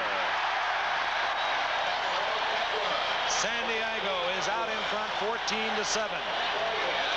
And this man has broken the NFL record, Dan Fouts, breaking the record set by Joe Namath in '67. And Don Meredith asked him what it would mean to him to set that record. Well, it means a great deal because of the person and the quarterback that Joe Namath was, and the fact that to beat a record that has stood for so long, and it really was thought of as unattainable by a lot of people. It means a great deal, but I think it should mean more to our team because it is a team accomplishment more than it is an individual record. And on that play, Charlie Joyner went over 1,000 yards. So the Chargers have 2,000-yard receivers on the same team. And that's only happened twice before. You wouldn't believe this crowd. They stand as one, waving their yellow cards. Georgia Power wearing their, not really yellow, gold T-shirts.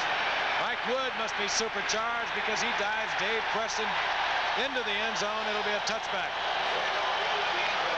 Take another look at the touchdown. You'll see Dan kind of just drift a little bit out of that pocket, but he knows he's got him, man. He just zips it right in there. Joyner took the inside route. Foley's to the outside. Big 6. Denver has the football. They trail for the first time tonight.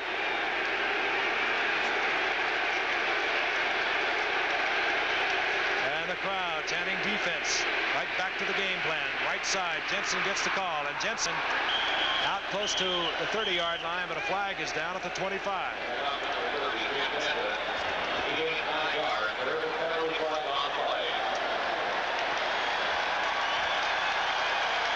And holding. And it's going to be marched off against Denver, nullifying a 9-yard pickup. And we want to quickly remind you that, again, as the Iranian crisis continues, following your late news each weekday night, ABC will bring you up to date on the happenings of the day. What a superb job they have been doing. Same thing happened to them the first time they had the ball the second half. They made a mistake, holding penalty. That time before was on the kickoff. This time it's the first down. Illegal use of the hands. Number 75, offense, first down. That really hurt. Body minor over on the right side. There's Charlie Joyner. As Frank quickly pointed out, they did the right thing. They went right back to the game plan and ran right. But no, the holding penalty puts them in deep soup. They just look a little bit confused right now. First and 15. Ball at the 14-yard line of the Broncos. They're down by 7 points, and here comes Preston over the left side. And stacked up over there defensively. Chargers fired up. Bob Horn, the middle linebacker, was there along with Woody Lowe. You see those fans? We said they wouldn't take second place to anybody, and they're trying their darndest not to. There was a gain of 3. It'll be second down and 12. Play comes off the bench.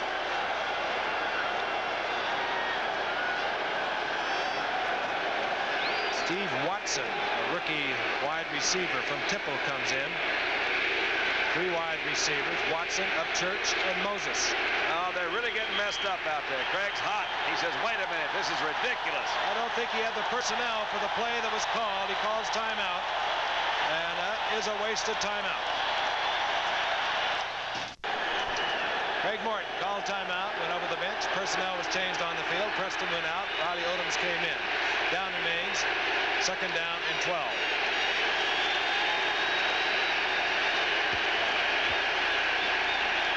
Moses in motion. Pressure on Morton, but he fires and it's dropped. Steve Watson over the middle. It's questionable whether he would have got the first down, but things are beginning to come unglued for the Broncos. That's the point, Frank. It's not whether he got a first down or not, but you've seen him really stumble, man. Though in the second half, nothing has really gone well for him. And that, when you send out the wrong people for the play you have called, that's an indication that there's some sort of lack of communication in there. That's one of the difficult things quarterback has to deal with when he's not called his own play. Third down, 12.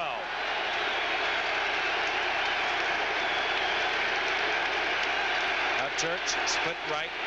Moses, top of your screen. All right, could be first. Jensen pulls forward, but he stopped short of the first down at the 29-yard line.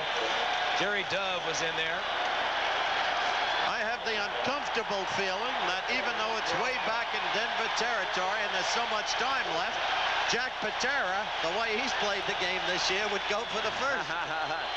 They've been exciting, haven't they? They've really brought a whole new look to wrapped up their season in grand style yesterday, too, against a real good Oakland team. That's right, beat Denver the week before. Prestridge, punt. He got him another pretty good. Another beauty. Mike Fuller moved all the way back to the 23-yard line. Hey, he's got a gap. Mike Fuller explodes out to midfield, taken there by Rob Nairn, but San Diego once again in good field position, leading 14-7 with 10:16 remaining in the third quarter. We'll be back. Not bad company. Dan Fouts exceeding the record held by Joe Namath. Kenny Jurgensen wasn't all that bad in a 14-game season. Don't forget the redhead. He's up there a couple of times. San Diego, nifty return. Mike Fuller. They have the first down at their own 49-yard line. Fouts has the time. Gets to Williams. And nice play, Randy Gradishar. He is all over that field. You have to admire that player. I think that this team, we mentioned the speed of their. First, he kind of just chucks Klein as he comes through, so I got nothing else to do, so I'll hit the tight end. But it's the speed of the linebackers, you know, that are coming in there. Gradishar is one of them. Jackson's the fastest, but you got Rizzo and Swinson, man, they've got some speed back there. I love your line. Well, I've got nothing else to do. I might as well chuck the tight end. Williams gets 6. Second down, 4.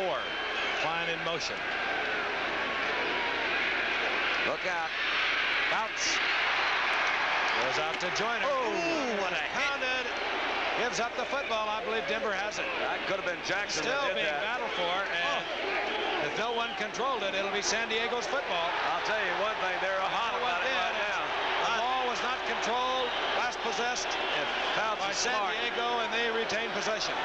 If Fouts as smart as I think he is, he'll get out of the middle of that group. He's talking to Randy Gradishar, head up. Did you see that hit, though? Yeah, I'm afraid that's Joyner. He got hurt earlier, and if he wasn't hurt before, he's hurt now. And he stays down on the field as we look again. I believe it's Jackson that comes up. Let's see if it's not true. He made a good move right there to keep his balance. He's off balance. Oh! And it was Jackson. I don't blame him for fumbling. Tommy Jackson, who, as we told you, has just been named the Pro Bowl. Well, now, why are they doing this? I mean, the call is going to be, I believe, still San Diego's ball. And they're saying that they never had control of it and pushed it out of bounds. And yet they are marking it all the way back at the 47-yard line. Well, maybe we'll take another look at it because I believe they are still giving the ball to San Diego. And it looked to me that Gradishar covered it, handed it off to someone else, another lateral. Now, maybe I'm wrong. Haven Moses said, what's going on? He says, none of your business, Haven. No, I think you're right. Meanwhile, Charlie Joyner is being attended to, still at the 40-yard line, now up on his feet. He has played with such courage tonight, Charlie Joyner. Well, that was now they're taking him off the field. Probably cut. And San Diego will have the football where it ultimately went out of bounds. It'll be 3rd down and 7. We'll look at it again. All right, let's see if we can figure this one out here, guys. And the referee's sitting right in the middle of it, so he's watching. And it does go out of bounds. In the hands of 22. No, he never had possession of it. I don't think he had possession and control. Well, one thing we know, it's 3rd down, and the Chargers have got the ball. Right, Gifford. At Denver's 47-yard line, 3rd and 7. Blouch fires to Klein. Nice. He has a 1st down. Oh, that's a good throw. The young man can throw. Well, getting that break on the officials' ruling, and Fouts is clearly now in control of his game and this game. Not yet. Not yet. Not yet by a long shot. You're right. You know, I really do think I'm singing better. I shouldn't have said that. I don't. Said at the very top of this telecast, Denver does not pressure quarterbacks. 19 sacks, that's low in the league by over 4. 5 going into tonight. And when you don't pressure Fouts, he will do this to you. He sure does. John Floyd, 1st down at the 21-yard line. The rookie from Northeast Louisiana. Oh, boy. You know, it looks like when he throws the ball, he's got that, again, a baseball pitcher, that high hopper, that thing is really working, and he's just so sure of himself. He's picking, that's it. He has always been an unafraid quarterback, and I agree with Frank. If you play the position, you can't be afraid. Oh, I don't know. But he really, you can sense his command at this point of this game. And he's doing it without his best receiver, John Jefferson. That old Pink Floyd ain't bad. On 1st down, 21-yard line, Williams puts his head down. Gains about 3. It'll be 2nd and 7. We're going to pause 5 seconds and allow the stations all along the line, your friends who are bringing you Monday Night Football all year long, identify themselves. This is WTVW Channel 7, Evansville. With Gifford. All right. 2nd down, 7. Ball at the 17-yard line. I think 5 seconds is too much to ask. That's right. Mike Thomas, right side. Thomas does a little extra on his own. He really stayed through. He needed to get to the 11 for the 1st. I've got him figured out. I mentioned earlier that Danny Fouts, has got a young boy, and he's got a girl that's 10 weeks old. I've got it all figured out. You see, Craig Morton has a young son that's 10 weeks old, Michael Matthews. We'll get those two together in about, 20 years or something like that. They're going to have a heck of a quarterback out of that, don't you think? Or maybe even a cheerleader. The way you explain it, Don Coryell agrees with it. Yeah, he thinks it's a good idea. 3rd down, 1. 2 tight ends are in. McCrary, Klein. Handoff, Williams. Nothing there. Close. That's where this group really does get tough. Yep. Short yard. You don't give them a whole lot of field to work with. Coryell apparently doesn't think they've made it. I see the field goal kicker going on. Mike Wood comes out on 4th down. So easy for us to say up here, Frank, but wouldn't it be fun to say go ahead and try one more time? Because once again, if you don't make it, you got them so far down here. But he's saying no. If I got another 3, they got to score twice to beat. Every coach shows his own intensity in his own way. Coryell doesn't disguise it. Landry does. 30-yard attempt. Mike Wood in after being picked up. after the 8th game has not missed from inside the 42. Flag is down. Now that was a flag that was thrown so quickly. It's going to be a procedure call against San Diego. Who was it, Frank? I didn't see it. What happened? It was movement. Because he threw that flag almost immediately. I thought it might have been another too many men on the field or something. Referee Chuck Heberling sort it out. Give us the word. Let's give it a whole new twist. Illegal procedure. Number 53 had been a tight end, took the spot of center. He's illegal on that play. Well, goodness gracious. Ralph Peretta.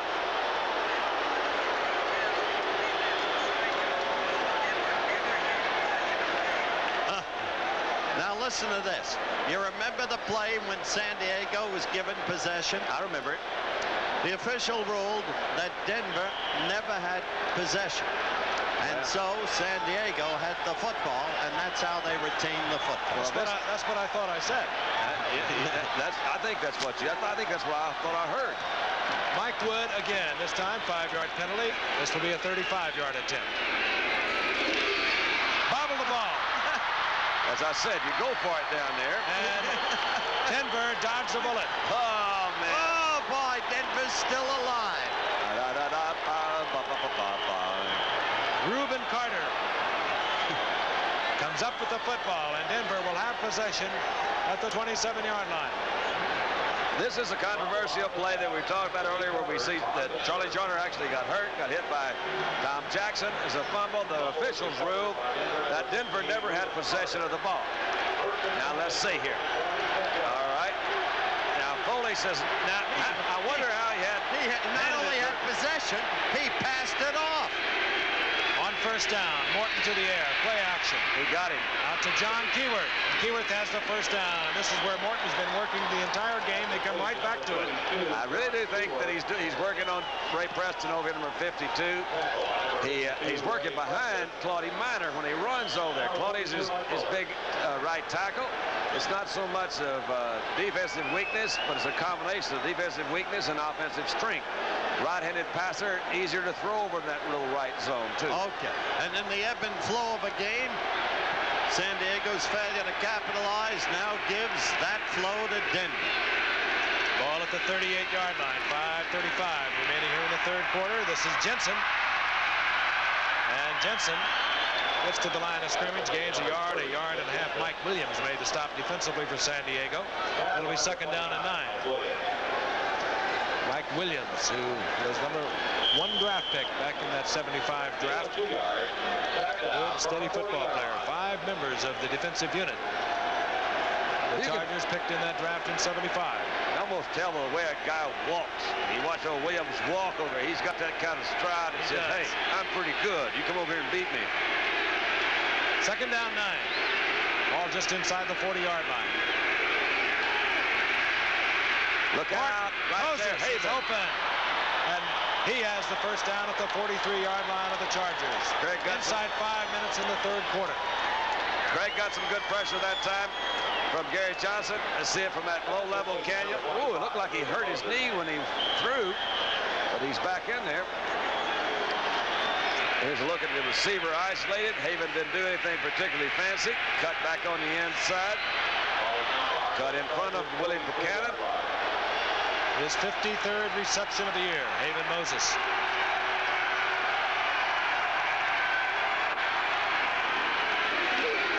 Dave Preston, right side, gets a good block. And a good defensive there, played by Ray Preston, who thinks, I think, the whole game is being played in his area. He's got to, because they've really been working over that area, Frank. The Preston boys got together that time.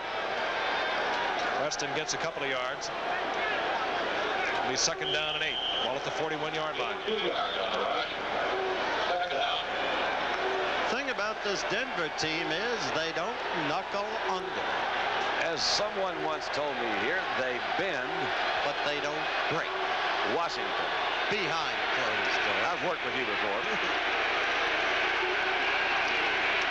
Second and 8. Morton up on top. Zip. Oh, good throw, Craig. A Upchurch has a first down at the 27-yard line. Now, isn't that Rick's first reception, Frank? His first reception of the night. And he came into tonight's game with 63 of them. It's his left ankle, I believe, that is a little bit sore. The interception that we saw earlier in the telecast right before the halftime could have been attributed to that weakness of his ankle, because when Craig threw the ball, you would narrowly expect that receiver to cut inside. Rick didn't do it. Maybe it was the injury.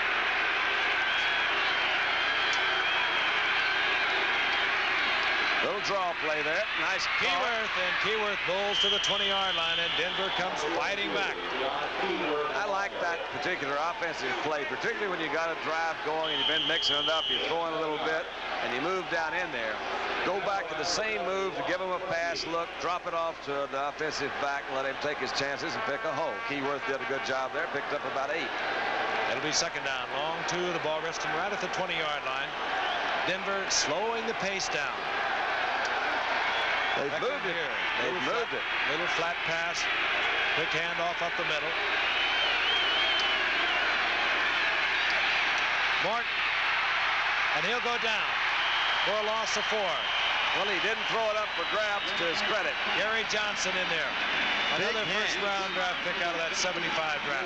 Big Hands Johnson. Fred Dean was in there, and so was Wilbur Young, who's had an extraordinary year, really. You remember Wilbur Young? I do. He was a Hank Stram product with Kansas City, but he's come into his own here. They picked him up from Kansas City, and they cut him last year at defensive end. They brought him back when they got in trouble, and he has become a superb defensive tackle. Pick number 99, Wilbur Young. Third down, 7 for Morton, following a 4-yard loss on the sack. Oh, Flag is down as Canada goes down short of the first down. Got him a hold in. That's right. Denver is now making the same mistakes that San Diego did when they were ready to assume total control of the game. 2:14 left in the third quarter. 14-7 San Diego. And it'll be marched off against Denver. That's going to hurt, because that's going to make a very difficult third down to get them back in a position where they can get away with a field goal even. Major change in Keep their in mind that Jim Turner is hurting, pulled groin muscle. Holding. Offense. Number 64. Third down. The center, Bill Bryan. Watch. All right, Bill Bryan is center. Let's see what he's going to do. He's got there to do a little dancing in 2-step. He says 1, 2, 3. Look, I'm not want to dance anymore. Come on down here. Let's talk about it. He held him. Third down, 18. Ball at the 35-yard line. Morton would like to get enough of it to offer Jim Turner a chance for the field goal. Almost intercepted. Then almost completed after the tip. That was Ray Preston, number 52, that was back in that linebacker spot. Boy, we got a tough decision on the Denver sideline as to what they're going to do. Yeah. They're going to bring out the punter as we look again. Well, the ball, Craig had time to throw, just put a little bit too much of that straight shot on it, didn't loop it enough to get it over Preston, who had a good drop that time, so give the linebacker credit for getting back in a good defensive position. Prestridge on fourth down. Again, no possibility for the field goal. The field goal kicker for Denver just about out of range anyway for Jim Turner, but he is also hurting. So they go with the punt. It's out of bounds at the 10, and that's where San Diego will take over when we come back. You see most that of these ABC stations. Oh, can he hit? 2:02 remaining in the third quarter. 14-7. The Chargers over the Broncos in the battle for the Western Division of the AFC. San Diego first and 10 from their own 10-yard line. Bounce. Mike Thomas doesn't handle it at the line of scrimmage. Bounce got a good shot back there, not moving too well, and seems to be getting up very slowly. Dandy, what's that gold star you're wearing? The Stargell Star. That's it. Willie Stargell Star. The Stargell Star. That's it. Everyone knows him as old folks. The great hero of the World Series, quite possibly the athlete of the year, Willie Stargell, ladies and gentlemen, has joined us in the booth to watch this. Second down 10. You're going to see him in a minute. handoff. Mike Thomas turns the left corner, and down he goes. A gain of 4, which it'll be 3rd down and 6. Joe Rizzo in there on the stop for Denver. There he is, the big man. Got a low pitch from Scott McGregor. Didn't think the ball would go out, but it sure did. And so one of the most incredible comebacks in the history of baseball was engineered by that man at whom you're looking. The man with a bearing, with a presence, who touched the soul first of a city and then of a nation. Good to have you with us, Willie. 3rd down, 6. Ball at the 14-yard line. Artie Owens is in there. Whoa. Artie Owens was the intended receiver, and he got involved with Tom Jackson. He went down. He looked around for a penalty flag. Yeah. He didn't get one.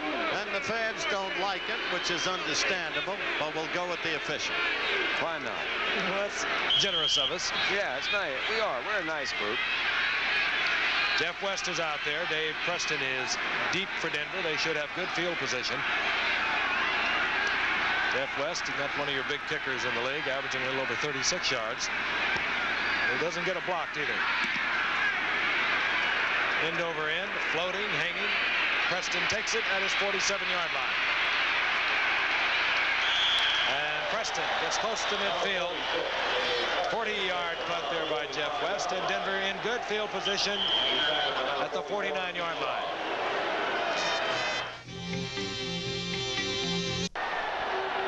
We are family. Isn't it amazing that have that sign here tonight, fellas? Because the Pittsburgh Pirates theme song, the Sister Sledge recorded. We are family, and the head of the family is here, Willie Starcher, with us. 1st and 10, the Broncos. The ball at their own 49-yard line. Otis Armstrong in motion. Morton comes with the screen. This is John Keyworth, a good screen in front. And Keyworth just bulls into Ray Preston, carries him to the 31-yard line, where it'll be a Denver 1st down, and Denver continues to exploit the left side of San Diego, moving constantly to their right side. That is exactly right, Frank. And although Preston made the tackle, it was a good 15, 20 yards down the field. What you call storyline. It's been a great year for Bob Uecker. There he is with his guitar. Bob, we've enjoyed having you with us throughout the season. 32-yard line of the Chargers with 25 seconds remaining in the 3rd quarter. Broncos again on top 14-7. They broke that way. They scored first. San Diego came back to tie it up. That's incomplete. That looked like one of those that we're either going to get us an interference call or it's going to be incomplete. They didn't get either. It'll be 2nd down and 10.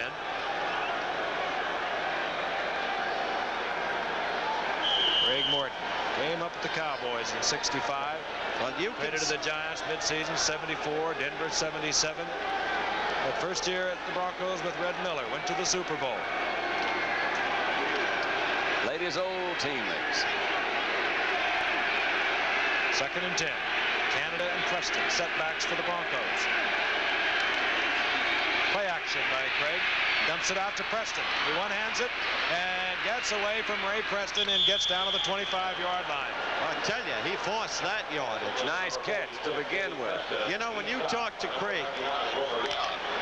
It'll be 3rd down and 3. There's the gun. Into the 3rd quarter. You're watching another exclusive of ABC Sports. Denver 7, San Diego 14, and we'll return for the 4th quarter in just a moment. Holiday greeting and what a festive crowd here this evening. The Chargers on top 14-7 as we begin the 4th quarter, but Denver is driving.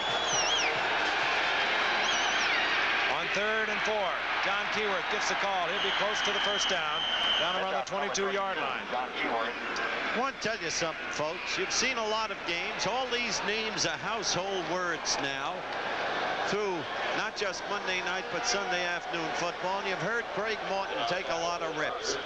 But on balance, this man has performed beautifully tonight, and he's done nothing better than the way he's followed his coach's game plan, because Craig has had 22 completions up to now, Don, and only 1 completion of more than 20 yards.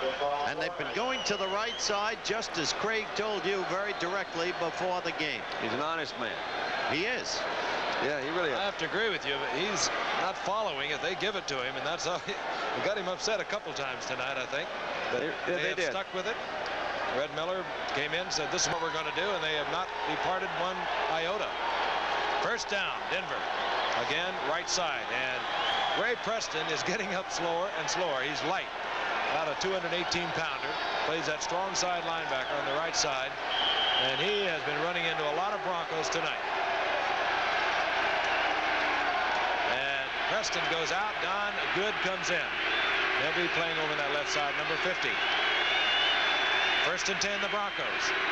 22-yard line of the Chargers. The Broncos down by 7. Do you believe an option? This is Jensen. And effective as Jensen gets inside the 15. It'll be a gain of 8. It'll be 2nd and 2. Still going right, ladies and gentlemen. The whole key is storyline. And it was said for you by Craig Morton himself in a response to Don Meredith at the very beginning of the telecast. Curly wouldn't lie to me.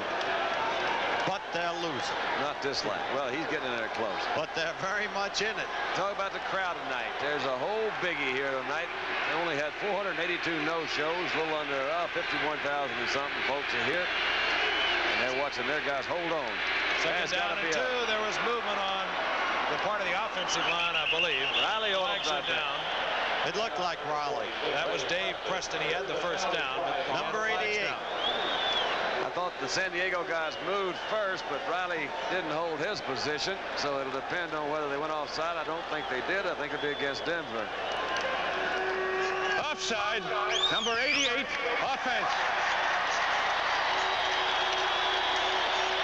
You'll see that Fred Dean there in front moves, and then Riley got a little anxious, and he says, uh-oh.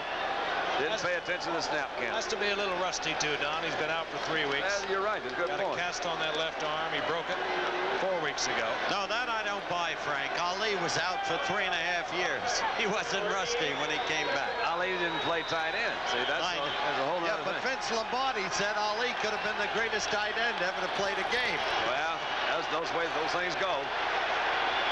The penalty moves Denver back to the 18-yard line. 2nd down, 7. David Moses in motion. Oh, Craig. Another bad throw. Yeah. And that's picked off. He was trying to hit Haven Moses coming back across on a crisscross pattern. Haven was covered. Don Good stepped in front. And look at these fans. They're going crazy. Well, it was one of those things where that real split second. You got to make a choice. Twice now, Denver has been turned away with interceptions inside the 20-yard line of San Diego. Maybe you can see Haven Moses come across the middle. He gets blocked up right there. Craig's trying to go to him. He says, wait a minute, it's not there. He threw off the wrong foot. Floater intercepted. Don Good, who came in replacing a shaken-up Ray Preston, gets the interception for San Diego. They have a 1st and 10. The ball at their own 10-yard line. Bob Klein in motion. Fouts hangs it high. Should have been intercepted. It is. It's picked off. It was intended for Larry Burton, picked off by Steve Foley. Frank, why would he do that? Well, I'd have to ask Dan. He's got a lot of confidence in what he does. Well, he's got old Pink Floyd coming down the sideline. Again, they're working on Foley. Foley knows they're coming over there. He turns and runs. It's one of those things they say, we got to turn over. Let's throw it as far as we can.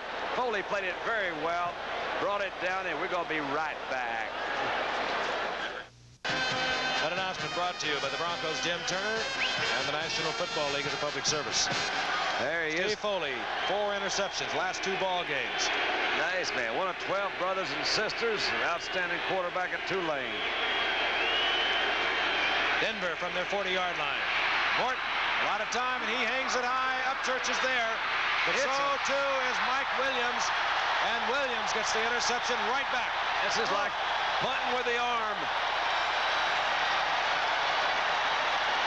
That's kind of one of your novelties. You've got 3 interceptions on 3 plays. We can go either way, ladies and gentlemen, but it's a great football game. Well, it cuts down sending all those extra people for the punting teams and stuff like that. Shifting tides of fortune. Now, situation like this. There are times Coryell calls the plays for fouls. There are times he doesn't. I don't believe he called the play on the last Fouts interception. How would you know that, though? I could be wrong. Now, that would be a first. I never made a mistake in my life. Once I thought I did, but I was wrong. That could be your first one right First there. and 10, San Diego, their own 7-yard line. Williams gets the call out to the 10-yard line. Gain of a couple. Second down and 8. All right, we're winding up the right way. It's a great, tough football game with shifting tides. Bob Rush is injured. The center for the Chargers remains on the turf. And that would bring out Ralph Peretta for San Diego. Bitterly fought game again. The Western Division of the AFC title on the line. We have had the unending cooperation and support of NFL Films, and in particular, a beautiful man named John Hentz. Almost unbelievable and tragical at the age of just 43. John Hentz passed away within the past 24 hours. It happened suddenly, an overwhelming virus. Nobody believed it could happen. And we at ABC mourn this man because we loved him dearly. He's the man who provided our halftime highlights. He's the man who was one of the guiding forces of NFL Films and the great success they've enjoyed. And we want to express our terrible, terrible sympathy to his family. He was a good friend. You bet. Bob Rush came off the field. Second down 7. Fouts goes right back to the air. Hits Bob Klein, and Bob Klein has the first down after the 22-yard line. Rush appeared to be all right. They're really not afraid to throw that ball, are they? I mean, that's like running off tackle. And Charlie Joyner, who had to go to the locker room for a second time, he suffered a gash over his right eye in that collision in the third quarter on the sidelines. He's back out again after being treated to. He's a tough cookie. You talk about guts. I don't believe him. He says, I get the idea somebody didn't want me to play this game tonight. First and 10, San Diego, their own 23-yard line. They lead 14-7. A little more than 12 minutes remaining in the game. This is Mike Thomas, and Thomas finds a little gap and moves it out to the 29-yard line for a gain of about 6. It'll be second and 4, and again, Randy Gradishar. Every time you look, there's 53. It's not really a surprise. You see Rizzo up the side to go in a blitzing situation. They, I guess, expected another pass, but Rizzo, I mean, Gradishar stayed right there to hold down the home front, but they still picked up a good 6 yards. You know, like Lambert, too, and they are two great linebackers. Gradishar's played hurt all season long, had surgery on a finger, 3rd or 4th game, has had a very sore foot throughout the season. A couple of great linebackers, Lambert and Gradishar. You can debate it, but you sure like to have them on the same team. This is Clarence Williams. He piled up by Gradishar again. This will be a loss of about a yard. It'll be 3rd down and 4. He was selected number 1 by Denver in 1974, and he was the first defensive player picked by the Broncos as their first choice since the AFL-NFL merger. Now, how about it? They knew what they were doing when they got old Randy. They sure did. Funny scene today at the hotel. The Broncos were staying at our hotel. And Tommy Jackson, there's a friendly competition among the linebackers. I'll pick up on this after Frank calls the play. Ball at the 28-yard line, 3rd down 4. 11 minutes remaining in the game. And Fouts to the air, and his receiver, Bob Klein, was knocked off. The flag will come down on Bill Thompson. That's a good call. No question. Bill Thompson stepped into Bob Klein, knocked him off his feet. Frank, all of our rooms have balconies here in this beautiful city overlooking Mission Bay. And Tommy Jackson is 4 floors above Illegal contact, number 43. 5 yards, first down. And the call goes against Steve Foley. Tommy Jackson's 4 floors, Dandy, above Gradishar. Gradishar's out in a bathrobe on the balcony, overlooking the bay, enjoying the beautiful scenery, thinking about the great zoo here and all the rest. And Jackson has a pail of water that he wants to throw on Gradishar. He says, Gradishar, come out further. And Randy wouldn't. So the water never did hit him. The man that hit was somebody you know. First down. Ball at the 33-yard line.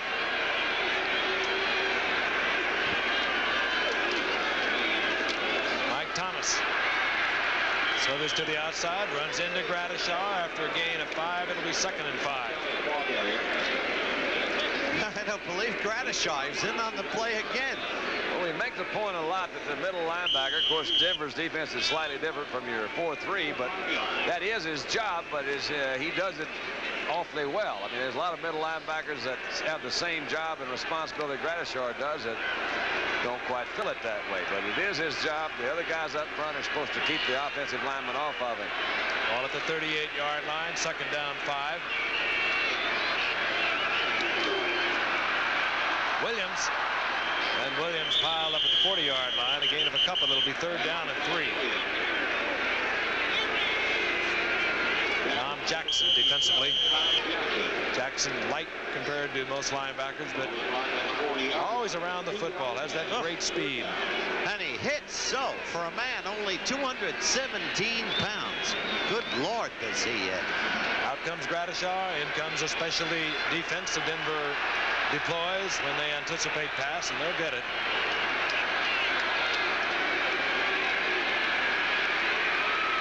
Whoop. And out of the hands of Larry Burton, and Dan Fouts took the attack of Reuben Carter. He's up, and out comes the punting team.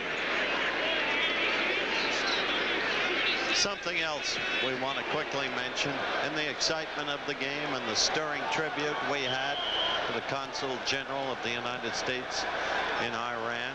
Let's watch this play, and then I'll... Jeff West is out there with the punting team. Dave Preston for Denver at the 20-yard line. West end over end. And Preston, who, I don't know, he made the fair catch signal a little prematurely, and he could have had a run back, but Denver will have possession at the 25-yard line. Frank, I know this matters to you and to Don very much, as it does to me. In the total history of professional football, I don't think there's a name that's mattered more than the name of Halas. And unaccountably, incredibly, George's son, Papa Bear's son, died at the age of 54 yesterday. We'll resume. On the 1st and 10, Moses in motion. Craig rolling to the right. Throws it away. Yeah. It'll be 2nd and 10. I have never known a stauncher, stronger, more stellar family in my life than the Halas family, Frank. Papa Bear, professional football itself, invulnerable. And his son, cut in the same mold, Muggsy. Muggsy struck down by a coroner and dead. And it's touched us all so deeply, and everyone in professional football. And we want you to know how deeply we feel about it. 2nd down, 10. Morton under pressure, tries to get the screen off to Preston, incomplete, and San Diego turns it loose in the pass rush. Gary Johnson in there pressuring along with Leroy Jones.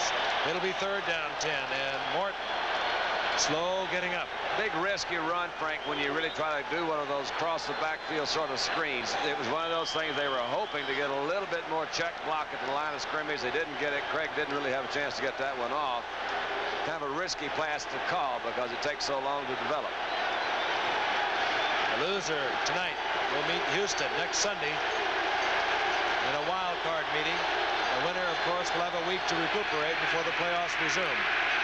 On 3rd down, 10. Morton throws it into the arms of Mike Fuller. Riley Odoms was down there, but Fuller comes up with an interception and gets it back to the 20-yard line. That was perhaps the ultimate miscue. Well, let's look at it again and see what his situation was. It's a rollout type pass. He was trying to hit it from the end zone. From the pocket, rolls out to the outside on the run, threw it. That's not a good pass, is right. He hit him, man. Oh, you know, one of the things we try to do, you try to hit the ones that are open. We've talked about it so many times, and Mike Fuller ran a heck of a route. San Diego, they have a 7-point lead. They have the football near the 25-yard line of the Broncos. Larry Burton in motion. This is Mike Thomas If they put one on the board right now, they're going to have that home field advantage we were talking about, too. Thomas, gain of 4 to the 21-yard line. It'll be 2nd down and 6. It was Joe Rizzo on the stop. Which Frank may not be to the liking of Terry and Franco and Rocky and Lynn and Mr. Stallworth. You know what? I got a funny feeling. Neither one of these teams wanted to go down to Houston. They know those guys down there have been kind of laying in the weeds, and Earl Campbell only played a half yesterday. I'd think about that more than anything else. Dan Fouts calls timeout. Looked over the defense. Did not like the play that he had been given. They have had 7 interceptions in this football game tonight. Morton has thrown 4. Dan Fouts has thrown 3. And seesawing back and forth. At the moment, with 8:36 remaining, San Diego has the football, 21-yard line. They have a 14-7 lead.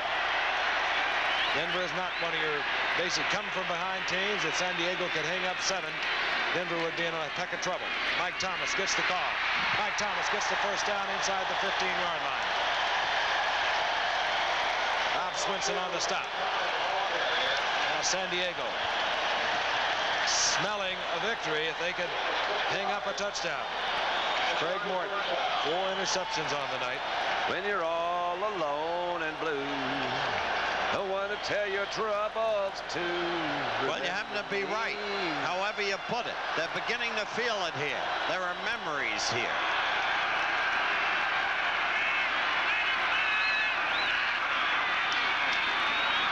Lawrence Williams. That's it. On the left side, big gap, and he gets inside the 10-yard line.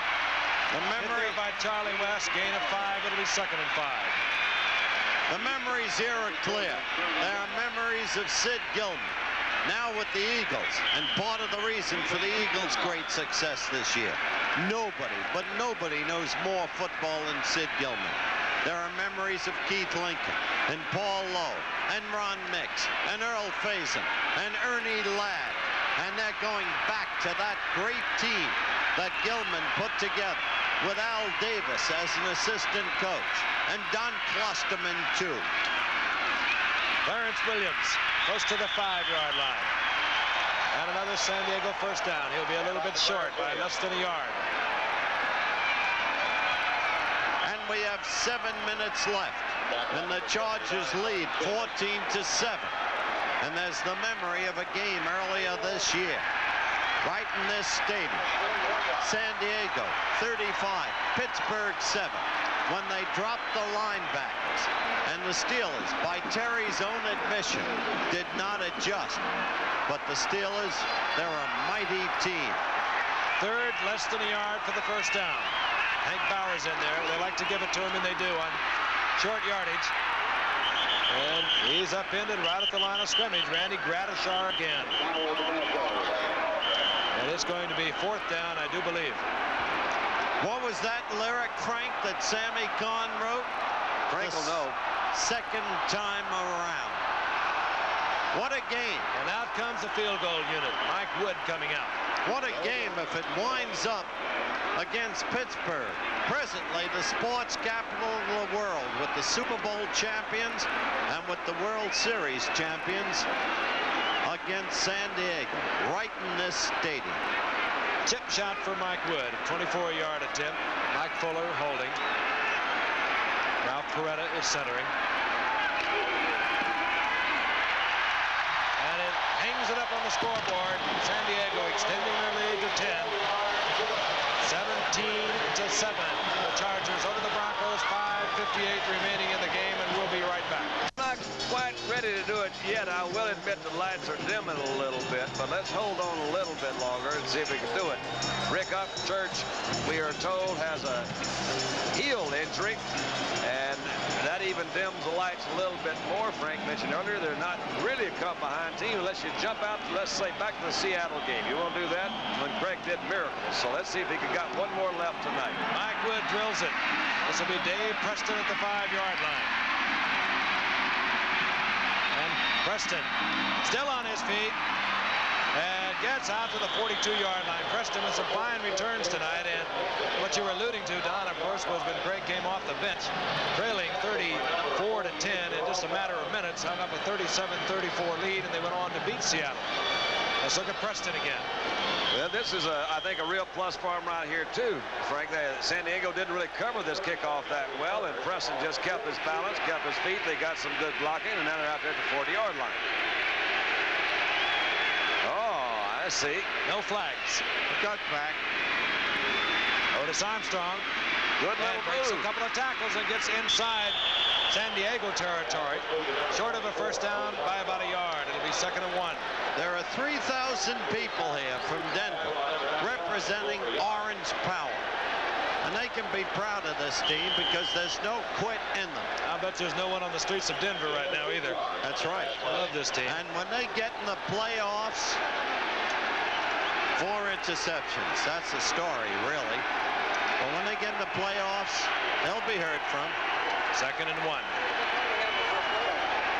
Morton uses the waist down. Fires to Watson, who has replaced Rick Upchurch, the rookie from Temple. Free agent, had 5 receptions before he got into tonight's game. The first down is inside the 45, close to the 43-yard line. They don't have the speed on the outside without Upchurch, though, Frank. And what they're doing, they're getting their first downs, but they're also eating up the clock. It's 4 minutes and 40 seconds to go. In fairness to San Diego, pick up in a moment. Draw play. Jensen to the 40-yard line, gain of 3. It'll be 2nd down 7. Got to remember that San Diego is winning this football game without that great deep threat, a remarkable player named John Jefferson. And Charlie Joyner showed us, I think, as much courage as we've ever seen tonight, Frank. Yes, he has. Injured twice, had to go to the dressing room. You saw a quick shot there of Red Miller saying, let's hurry it up, guys. We're running out of time. And indeed they are. Otis Armstrong, right side, taken there by Wilbur Young, who got his massive body out there from defensive tackle and held on. Good defensive play. Gain of about a yard. It'll be 3rd down and 6. Big play now for Denver. And Wilbur Young's body is massive. Yeah, he made a good quick move there, though. Tripped up his feet. 3rd down. The rookie from Temple, Watson, split to the right. Haven Moses, split to the left. Riley Odom's the tight end. Oh, we got a 5-yard penalty to begin with. Got a free one. Incomplete. But you saw the offsides. Again, I believe it was Gary Johnson. He's just wired up a little bit too tight tonight. He's been jumping over there all night. They got him twice. Big hands. Big hands. It'll be short of a first down. 3:21 left. About 3rd and 1 after the penalty is marked off. 3:21 left, 17-7 San Diego. Offside, defense, number 79. 3rd down. Big Hands is married to Alice. They call her Little Hands, and they got a son, Gary Lynn, the second, and he's Tiny Hands. So they got hands running everywhere over there. 3rd, less than a yard. Time a definite factor now.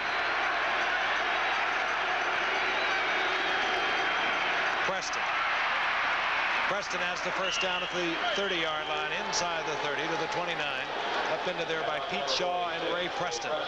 More or less gave them that first down, Frank, but they were no way you're going to get off a play-action pass. They had the 2 safeties back, watching the 2 outside receivers. So they said, okay, we'll let you have a first down, but you've only got 2 minutes and 50 seconds to beat us. So you got 10 points to do it.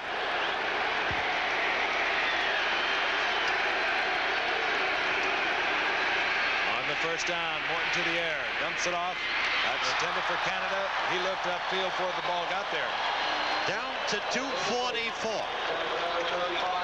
He did drop it, but it might have been to Denver's favor because he wouldn't have gained much yardage, and I doubt if he could have gotten out of bounds to stop the clock. And would have used up time. Yeah, that's the key. But he's really got now. He's got to start working more downfield. And we mentioned earlier his stat of completing only 1 pass beyond 20 yards, and that was to Haven Moses. It's a situation now where he's got to do it quickly. His main man, Rick Upchurch, top receiver, coming into tonight's game on the bench, hurt his heel. We were told he would not be back. He's been replaced by Steve Watson, the rookie from Temple. Nobody there again. Moses holds on, gets both feet down, short of a first down at the 22-yard line. Defensively, it was Mike Fuller. did as much as he could do with that situation, I thought. Don, decent gain, quick out of bounds. Well, he was trying to go deep, I think, to the young player that Frank mentioned, but he just never did get around the defensive back, so he had to come back off to Moses to the outside. I'll tell you, give me a rookie from Temple, and I'm impressed. You see what they did to California in the Garden State Bowl? Yeah, they look good. 3rd down 3. Studdard had to leave the game. Kelvin Clark, rookie #1 draft pick, is in there at left tackle for Denver. Look out. Keyworth, he has the first down, drilled backward, and this will depend upon where they mark it on progress. He was hit by Woody Lowe, and it could be marked short of a first down, maybe by inches, and that would bring up 4th down.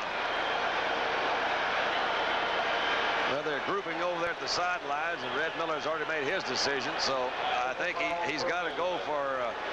I think he's got to go for the first down and for the touch. Yeah, you got to get a touchdown. I don't see any choice, you know. So how much? A trip to Houston could be riding on this 4th down call. I wouldn't want to go to Houston. Well, not with the old sage, Bub Phillips, not with Earl Campbell, Kenny Burrow, and the rest of that crowd. Loser of the game, of course, will be the wild card. Joining Houston, they will play next Sunday.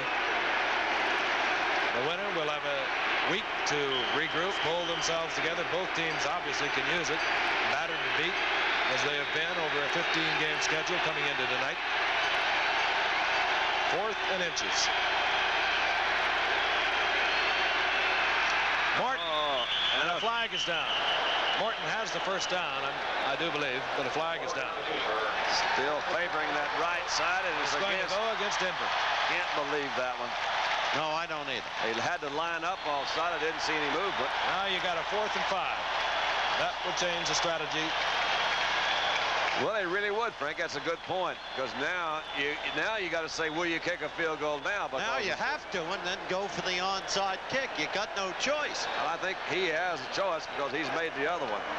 He doesn't have that kicker out there. Offside. Offense. Number 73. 4th down.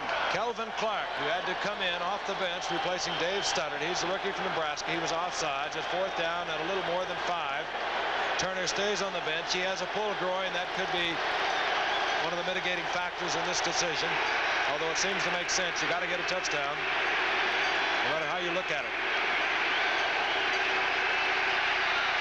Martin. Jensen. He did short. San Diego will take over. He did not get it. Oh, look at a shot of Craig down there sitting on the field. We got a feel for him. Red Miller, that man right there, he knows. Lost the 2nd game in a row. And it is now time. We're at the 2-minute warning. San Diego will take possession of the football at their own 20-yard line. Denver has 2 timeouts. The party is over. Apparently, will be the victors in the Western Division of the AFC. That's Clarence Williams. He bobbles the football. And Denver has the football. Don't tell me I swing it too early. Randy Gradishar comes up with it. Of course he's going to come up with it. 1:36. Is there another linebacker around? Saying San Diego has the ball. Well, I think he was down. Let's take another look at it. All right. Crowd was stunned for a moment. Williams bobbled the ball. Let's see. They are ruling that he was down. And yes, he was. Yes, he was down. Good call. There's a minute 20 left, and obviously this game is over. I want to congratulate the Denver people for their toughness and the way they stick in there, and the San Diego people. I'll be sliding down their mountains in about a week. They got some great mountains up there. Clarence Williams, the call again. And Gene Klein, going to the San Diego Chargers. Do you think he likes it? Oh, this man. They're going to count it right down. He doesn't need football. He's a multi-millionaire, but this is his life. And I congratulate him. Then he needs football. And to this man, really Red does. Miller, he's done a great job. He doesn't get his 3rd consecutive divisional title. Howard congratulated the fans. They have put spark and life into the city of Denver. You go there, it's carnival time. It's Charger power. That's what it is. And Charger power pays off tonight. The Chargers are the Western Division champions of the AFC. Denver will meet Houston in the Astrodome next Sunday. He's still fighting. Yeah. That's Red Miller. He's still fighting. He'll be fighting in the playoffs also. Dan Fouts, the leader, the inspirational leader of the San Diego Chargers, breaking an NFL record set in 1967 by Joe Namath, passing for over 4,007 yards. He did it here tonight. Charlie Joyner went over 1,000 yards. And Gene Klein, well, he's just going to be happy with everyone. They'll get a week off. Their opponent will be determined by the playoff game that will take place next Sunday.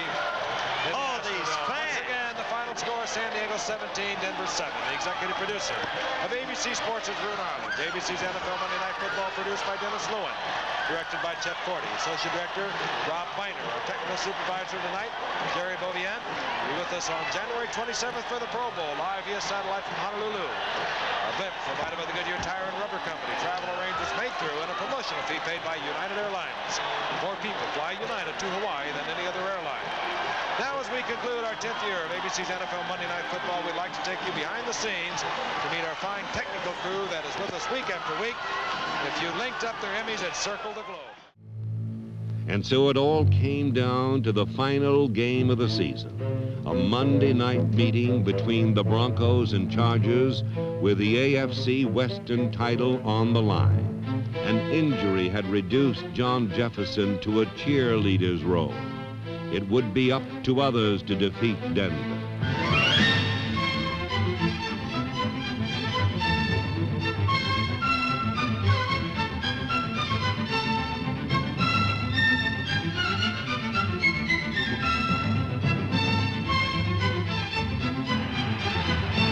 We're tied at 7. We've just started the second half. Bounces the quarterback, back to throw, pumps, looking, fires it long downfield. He's got Joyner, touchdown!